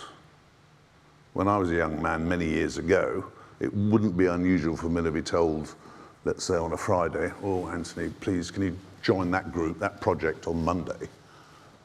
And I'd turn up and I'd be right, I'm totally non-competent in this particular role. Would I dare have gone back to my boss or my organisation and said, give me some help? Or I don't want it. You had been told in those days, get on with it or get out. And I don't think that's the case now, and it really shouldn't be. And it's changing. The other side, I think, is we, as an industry, particularly in the occupied sector, where we work quite heavily with it, you know, as the Alliance we focus, is I don't think people specify adequately. If you want some electrical work, so I want who meets this competence level. I want a plumber who does that at that level, who's got these stickers, not just I want a plumber. So I think specification, Andrew mentioned procurement, and I know TPI are working on that, but I think we really need to focus and actually ask for what we want. And we've spoken about documents. There's another thing I hope to talk to you about afterwards, but documents. If you don't ask for what you want, be it competence, be it documents, be it the job, you're going to get what you're given. And I think that's something that we need to start focusing more on. I want one of these to do this. I want one of these people of this quality to do this difficult work, or even easy work for that matter. So, you know, I think there's several bits, and I think people are getting it slowly. Some have got it, but not yet. It's a simple answer. We need to pick the pace up, and I think that I think the quickest way of doing it is for employers, whoever that might be, the person who's employing somebody or seeking to employ them, specifying it. Because if you specify it and somebody hasn't got the competence, they don't want to get the job. And I think that's probably going to be one of the quickest ways of doing it. But then you've got to know what you've got to specify. Paddy, I want to turn to you very quickly. Given the expanding duties in the Building Safety Act and the growing emphasis on competency frameworks, how do you think these changes are going to be by insurance companies? So the insurance market has traditionally and always been very reactionary to the issues that it faces, particularly when it comes to those in the built environment. We saw after the Grenfell tragedy, large swathes of cover being taken out of policies on professional indemnity, and that causes a real issue for people to actually be able to do the work that they're there to do. So what we need to see now is an engagement with insurers, and insurers being engaged in the conversation about what competency means, how are they going to underwrite competency, and not just have this continuously, overreactionary behaviour to systemic issues they need to help drive that change, much like we're saying this needs to be driven and by the leaders of the business and you guys in this room. Insurers need to take some accountability, to protect their shareholders so they don't see as many claims coming through and hitting their balance sheet, but also to help be part of the conversation around building safety and keeping people safe in buildings. We talk endlessly about how the insurance industry is allowing, slightly tangentially, to carry on with fossil fuels, and the carbon footprint of insurance is poor. Well, actually, we should also be talking about how the insurance industry, can be compliant in allowing poor practices and poor behaviours to continue, because they have a big voice and they need to use it. And if they don't use that voice, then they're just as culpable as those that are allowed to continue. Thank you very much. Judith, do you want to add anything to that? I've been waiting 7 years to hear someone from the insurance industry say what you've just said. So thank you.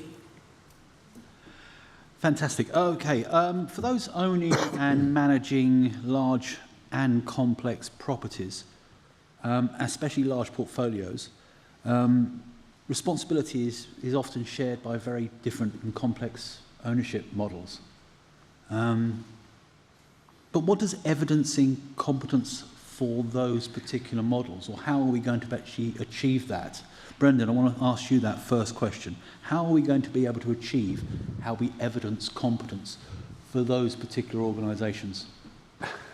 I think it's quite difficult, because the silos if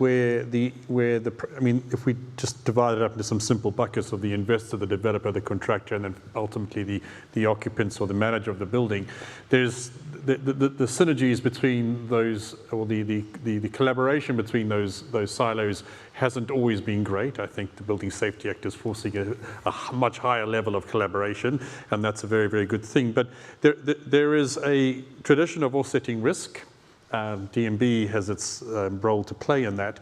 But if we go up the chain towards investors, I don't know that they are fully aware of where their competency lies. So a competency matrix for investors, I think, is still in formation. As we move down to developers and contractors and the architects, all that sort of thing, nobody intends now to design an unsafe building. I think that's very, very clear. Whether they're delivering that on the ground is another matter, and then of course the occupants. And I think that there's a tension.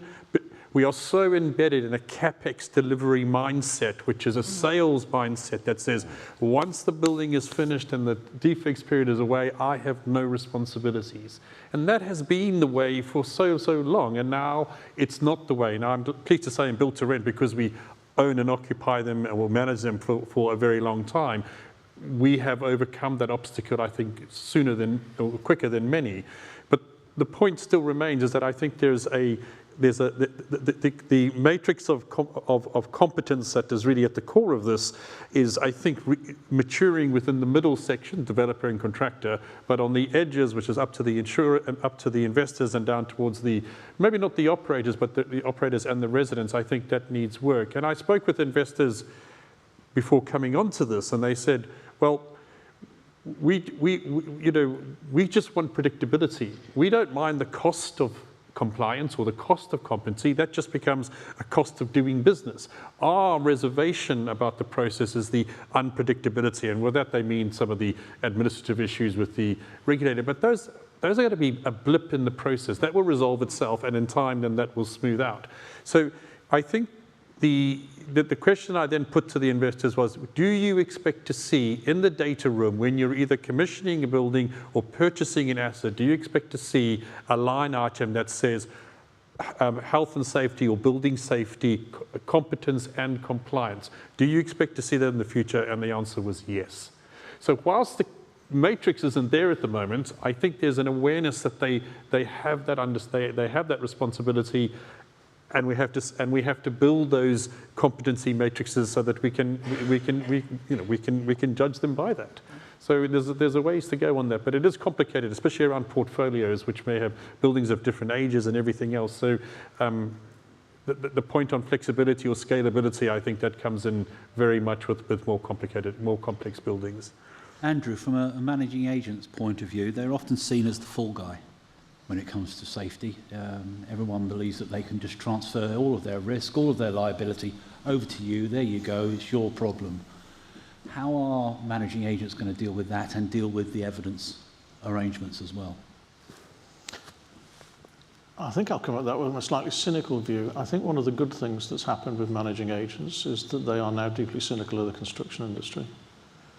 Only recently I had another member tell me about a building, a modern build-to-rent building, which had a fire, which spread, breached compartmentation, and the only reason lives were saved was because the building manager ran back into a burning building to raise the alarm.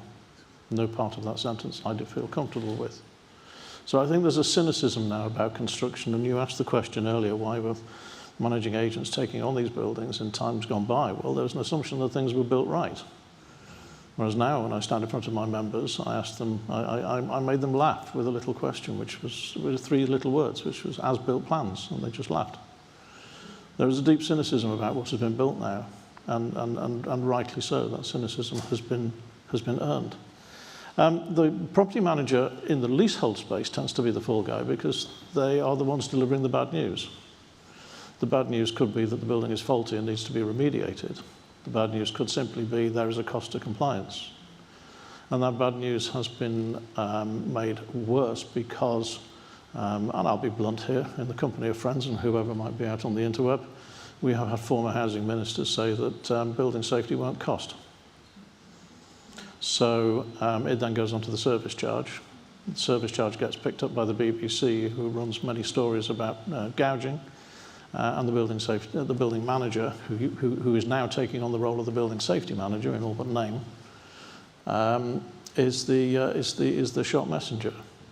And we haven't had one shot yet, but we are getting about 3 being hit a week in building management. So it's not a pleasant place to be on the front line. So cost does matter. You spoke, Brendan, about investors, corporate investors in build-to-rent, being prepared to write the cheque. But there is an expectation that service charges should be kept to a minimum, and there is absolutely a race to the bottom on price. So there are significant challenges in delivering this. And in fact, I remember in 2019, that very same meeting, I mentioned who is going to deliver the news to leaseholders that this is going to cost. Yeah. And one of your good colleagues said, you're putting money in front of safety. And I said, no, this is a valid warning. And that has come to pass. And it is a problem out there. It should not be stopping delivery. We absolutely must do the right thing. But there is a challenge out there in getting the message through to consumers that there is a cost. It should be a modest cost. It should be a reasonable cost, but there is a cost to doing this. So it's a rough gig as a property manager right now. Anthony, thoughts? You're talking about the large portfolios with lots of potential people. Maybe you've got portfolios of buildings, but you're doing loads of projects in it.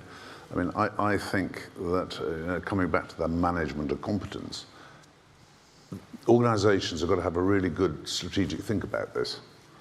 You've got loads and loads. I mean, it could be hundreds and hundreds of people, individuals in dozens of different organisations, and it's not something that's going to be easy.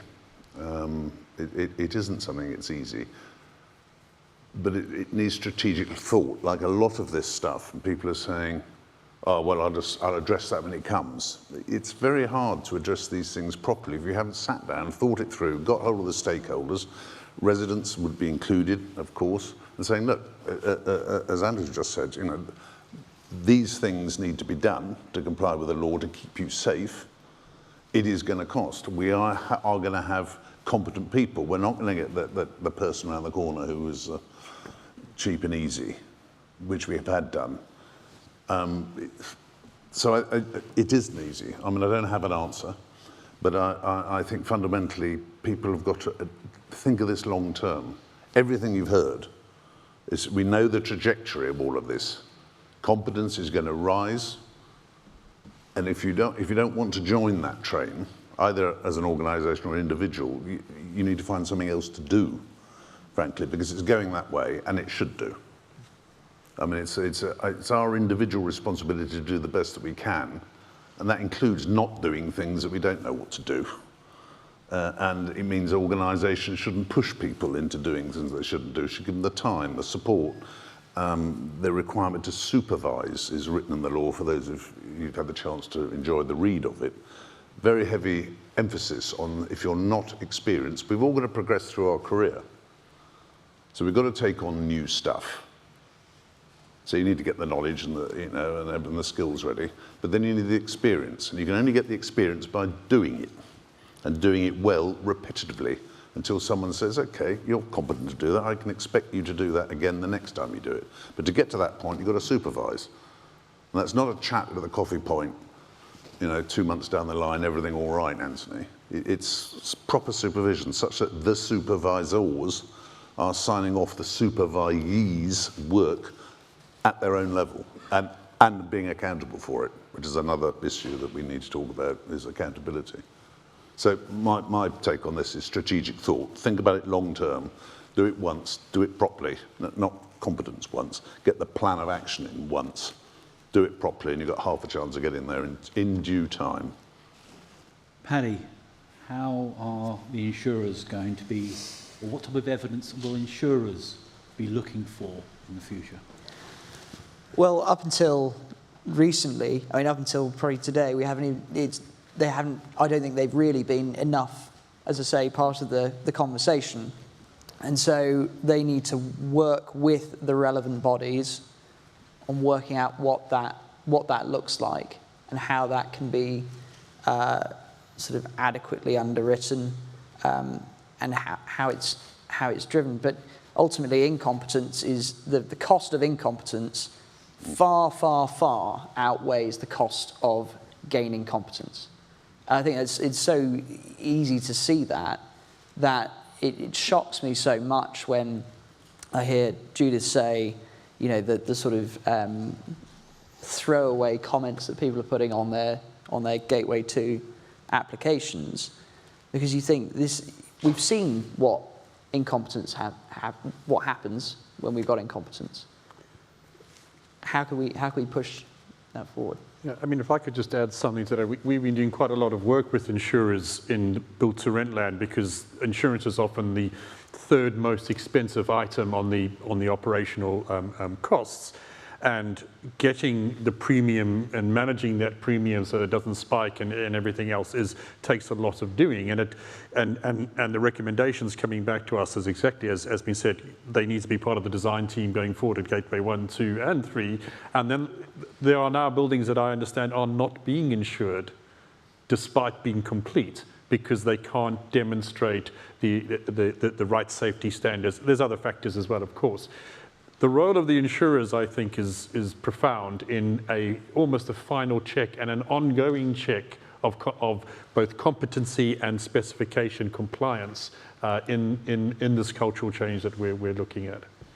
And in the realm that I sit in of professional indemnity insurance, that has such a knock-on effect to the costs of insurances and the costs that spiral that hit property managers, and they have to then provide that message to tenants that if you've built a building badly, it's going to cost you more to insure. It's so basic that happens. And to get the competency right at the start, just again, it takes out all this unnecessary cost that seems to be piling up because people can't be bothered to get there, or don't know how they're going to get there, or they don't have the leaders who are telling them how to get there.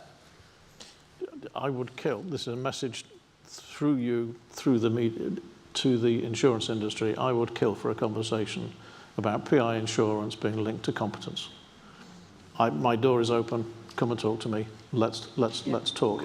I'm going to be cynical and say, I'll believe it when I see it, but I really want it, and I would like to have that conversation. The insurers have huge grey power to really deliver change here. There is another finance entity that has huge grey power, and it's starting to bite, and that is the mortgage lenders. Mortgage lenders are now starting to call in fire risk assessments. Yep. They are starting to decline mortgages on buildings where fire risk assessments are incomplete, out of date, or have outstanding items. So there is nothing fast that will create a faster reaction and a faster change than turning the money off. They did it with the doubling ground rents in leasehold, for example. So the insurers and the finance community have a real role to play here in driving competence fast. David, can I start? And I've been picking up what these two guys have been saying about the competence and the evidence of this building being delivered. We're talking about new build, but actually any project You know, it's not just building a new building, it's undertaking the replacement of the heating or whatever it happens to be, the refurbishment. We need to, in the past, the corks have popped when you got building control. Got the job, we can go away and build it now. Yeah, forget it, pop the corks, it doesn't matter now. We'll just go and build what the hell we want. Yeah?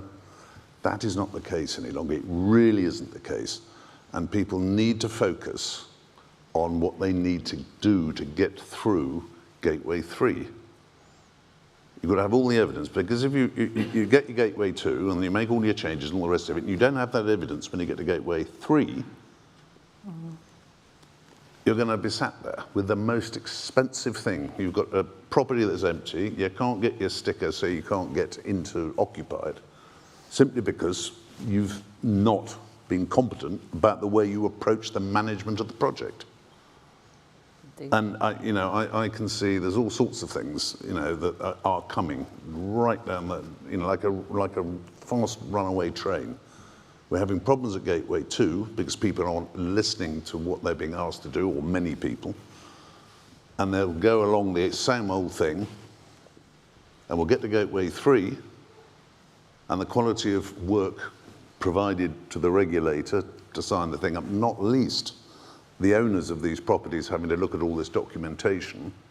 And if they don't get it, don't sign for it, because it's your responsibility the minute you sign for it. It's a last chance corral, and this bit hasn't hit because we haven't got Gateway 3 generally through yet, have we? No. So, you'd like to think that those that get through Gateway 2 would learn their lesson and then build what they say they're going to build. But that's the optimist in me that says that. Indeed. I'm not sure that's going to happen. I'm conscious of time. Just want to ask one more question, if I can. If you could give one piece of advice to everybody in this room responsible for evidencing competence in their organisation, what would it be? Dame Judith? Take what you've heard today back to your organisations and start the process. Not doing anything is not an option. You've got to start somewhere, and it won't be pretty for quite some time, but that's no excuse for not getting started. Anthony? Oh, two sides. If you're, as an individual, look at the role you're being given, the role you undertake, and really have a navel gaze. Are you competent to do everything that you are being asked to do? And if you're not, ask for supervision. If you're an organisation, just like many of us would have been involved with an ISA or a BSA or whatever, first thing you do is look at the scope of the services you're hoping to sell, deliver, whatever it happens to be. Once you've established in detail all these services you're being paid for, holding yourself out as competent to deliver, you need to then sit back and say, what are the competencies I actually need to deliver these services? And that, again, might not be pretty, because you're delivering them, but has anyone actually considered the detail of the competencies necessary to deliver those? So I would start on that, and then go and find the people to fill the holes. Brendan? I think it's a mindset thing. I think that the sense that we have every single person has a duty of care is an essential way of thinking. And then the way to deliver the duty of care is not just be clear about what it is you're doing, whatever the task it may be, but to think about the system or the ecosystem that you exist in. Is that everything that you touch or change will have a knock-on effect, and we've touched on this in all the presentations. That sense that I don't act alone, that I am part of a system, that I'm part of an ecosystem, I think has to go hand in hand with the sense that I have a responsibility and a duty of care to look after this building and the people in it. Adi? I would sort of ask the difficult questions around culture and risk and the risk strategy that your business has. Look, does that fit and does that feel like we are moving in the right way? And then look to work with those people who have the stakeholder, the insurers, to make sure that they understand how you're doing it and they ultimately are there to help with that. Andrew. I think I have to speak towards my membership. Apart from keep the faith, I would say it's look again at what is being provided already. We have mandatory qualification mandate coming down the track from government. So many of our members are not qualified up to full level 4 yet. Just get on with that. The Minister has already said that that grandparenting is likely to be likely to take place. Those qualifications and those modules are updated. They are reference and work to PAS 8673 already, and there's a boatload of training that sits behind them. So move forward now with the qualifications. I know you're busy. I know 1 in 5 jobs posts are vacant at the moment because it's difficult to recruit out there. I know you're doing 46, 48 hours a week, but even so, find that time now to step forward and get to your level 4. And then for the companies, the toolkit is already there. That corporate capability toolkit already exists. It's in pilot form. Sign up, try it, see what you think, and feed back to us as to where it can be improved. We're your professional body, and that's what it's there for.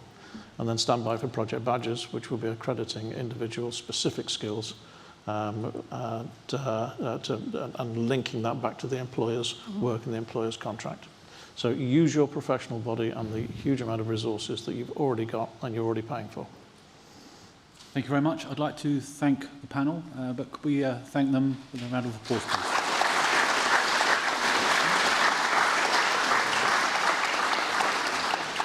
We do have a few minutes for questions. Are there any questions? We do have a microphone at the back there, but are there any questions that you would like to ask the panel? Yeah, we've got a question at the far end there. Furthest away.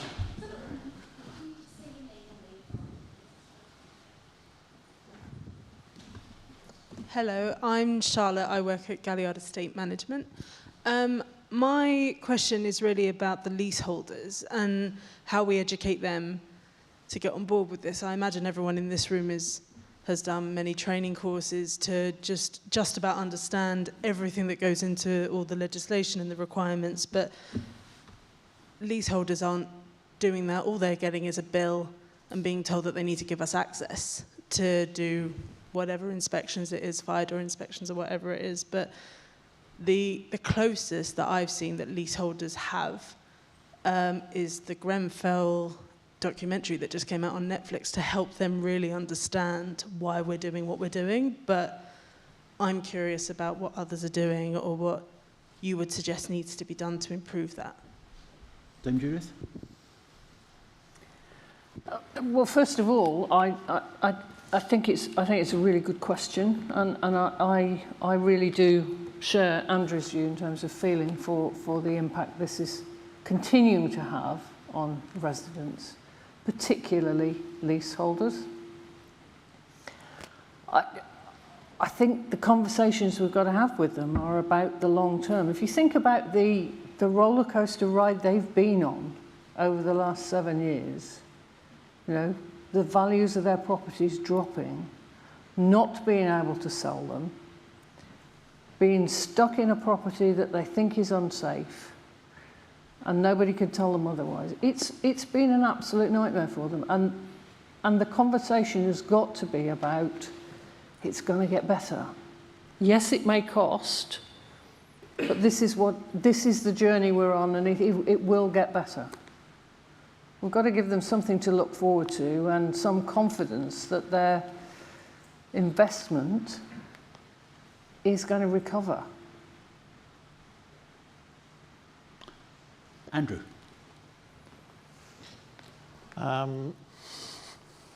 We have a 7,000 strong sales force, which is our membership. And they are the best equipped people to deliver messages at the coalface, but I think that our members need support to do that. So one of the things that we've done is the Building Safety Hub. That bucket of information that I described, we ended up putting it into a Building Safety Hub because there was so much, and we made the whole thing publicly available. So if you're having conversations with residents and they're questioning why something needs to be done, who says that that needs to happen, you've got that as an independent public resource, public-facing resource that you can guide them to. A building is a community. RMCs, roughly half of them are RMC controlled. And a training course is shortly to be launched, which we are delivering, and we're delivering it with CLG, Leasehold Advisory Service, FOPRA, Homes England, which is a training course for RMC directors on how it works. And that should also equip them to be able to talk with their neighbours, the people whose building they're effectively responsible for and running, to give them more information and be better equipped. A, to choose a good agent. It's not to run their own building, it's to choose a good agent and be that informed consumer. But also to be able to speak with authority to their own community, so that helps. Beyond that, I would love to know whatever you would like as a toolkit, whatever information we could give to you with our logo on it, so that you can take it to residents and say, no, we're doing this for the right reason, we're doing this because we're improving and we're just recruiting on our comms side to strengthen our comms side specifically for that kind of purpose. So members, talk to me about whatever would work and we will back you all the way. Thank you very much. Any other questions? At the front here.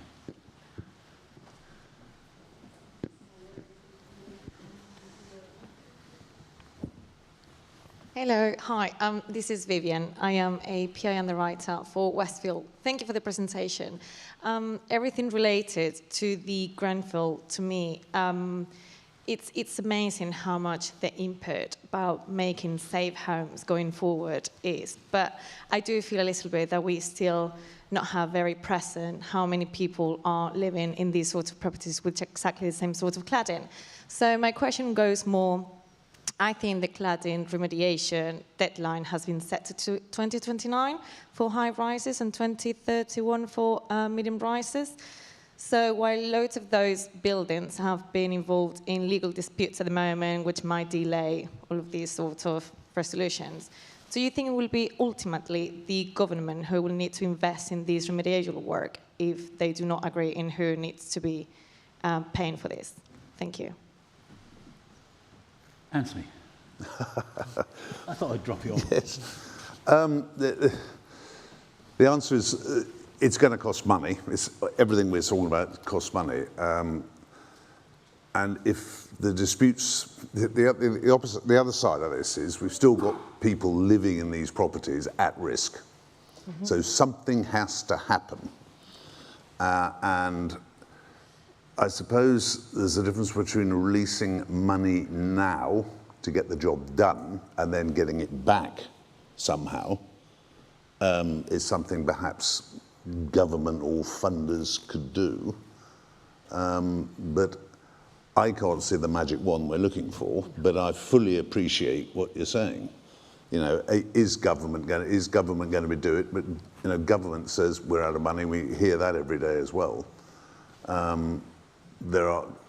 My personal opinion is that people, this is personal, is that the people who put the stuff up there have quite a lot of responsibility to get rid of it, but of course a lot of them are gone. So I don't have an answer for you, but I suppose, again, it's a personal opinion, is that we may need to look at a way of releasing enough money to get it done and then finding another way longer term to get that back somehow. And that's perhaps a way of sort of unlocking the problem, but it's not an answer I have this afternoon, I'm sorry to say. Dame Judith.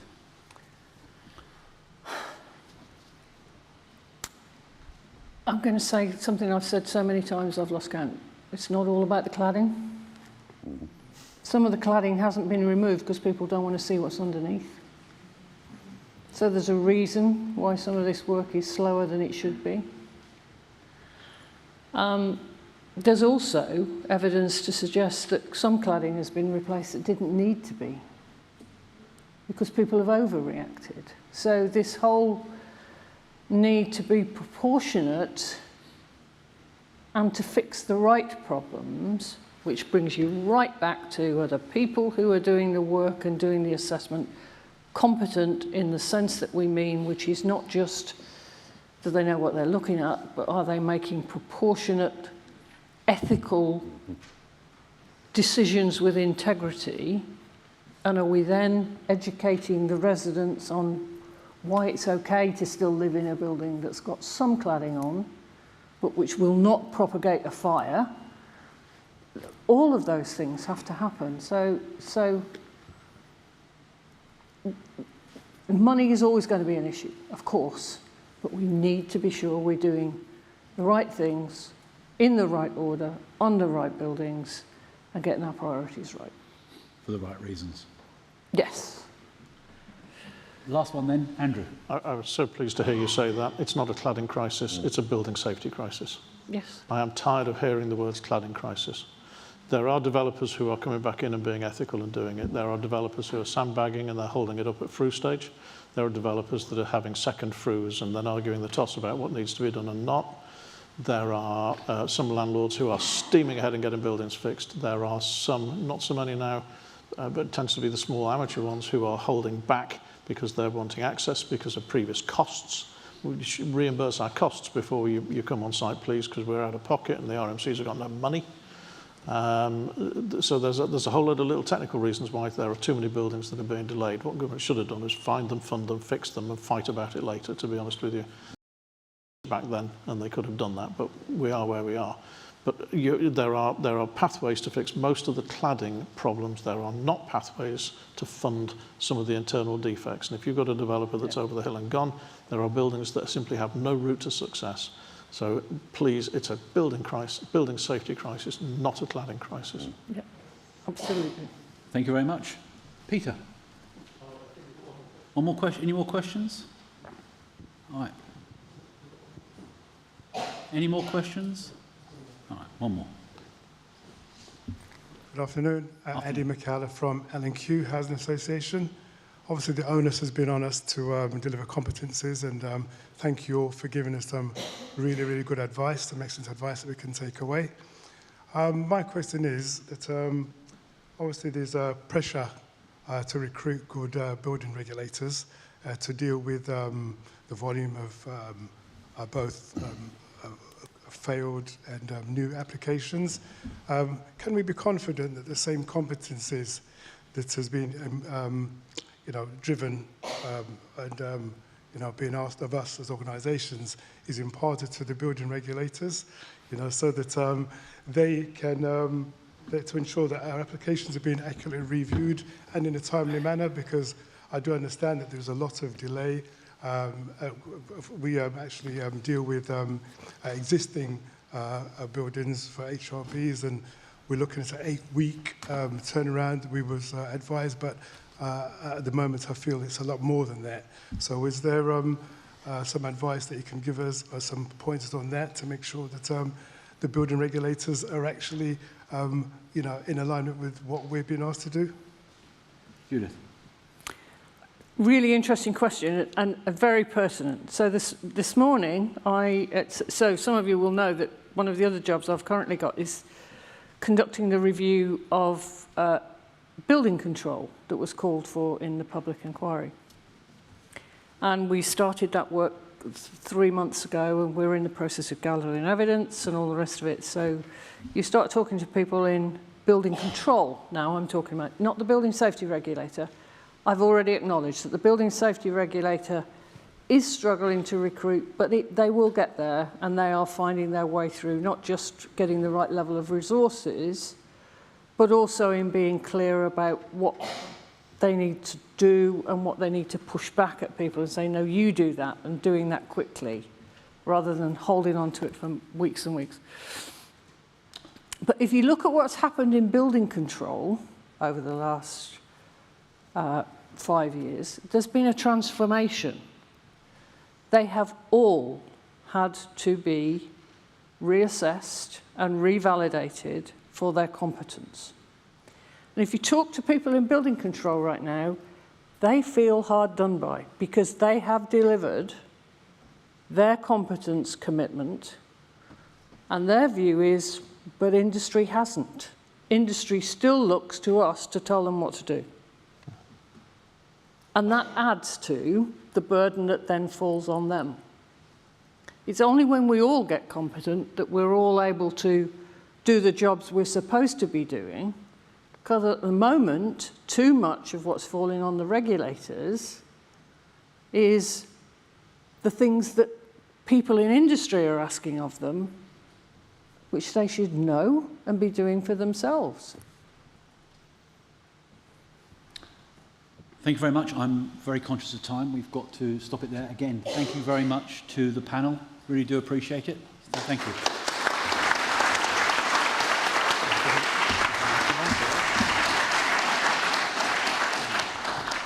Peter.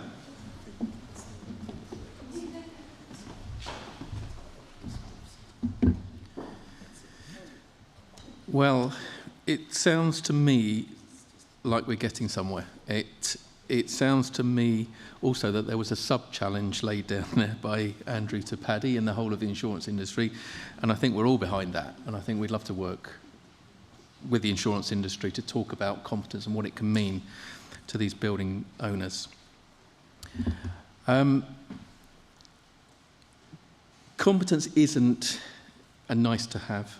I think that's become clear today. It's the currency of trust, the trust that we rely on with the people that we work with and the people that live in our buildings. It's trust with the residents, it's trust with the regulators, and it's trust with each other as well.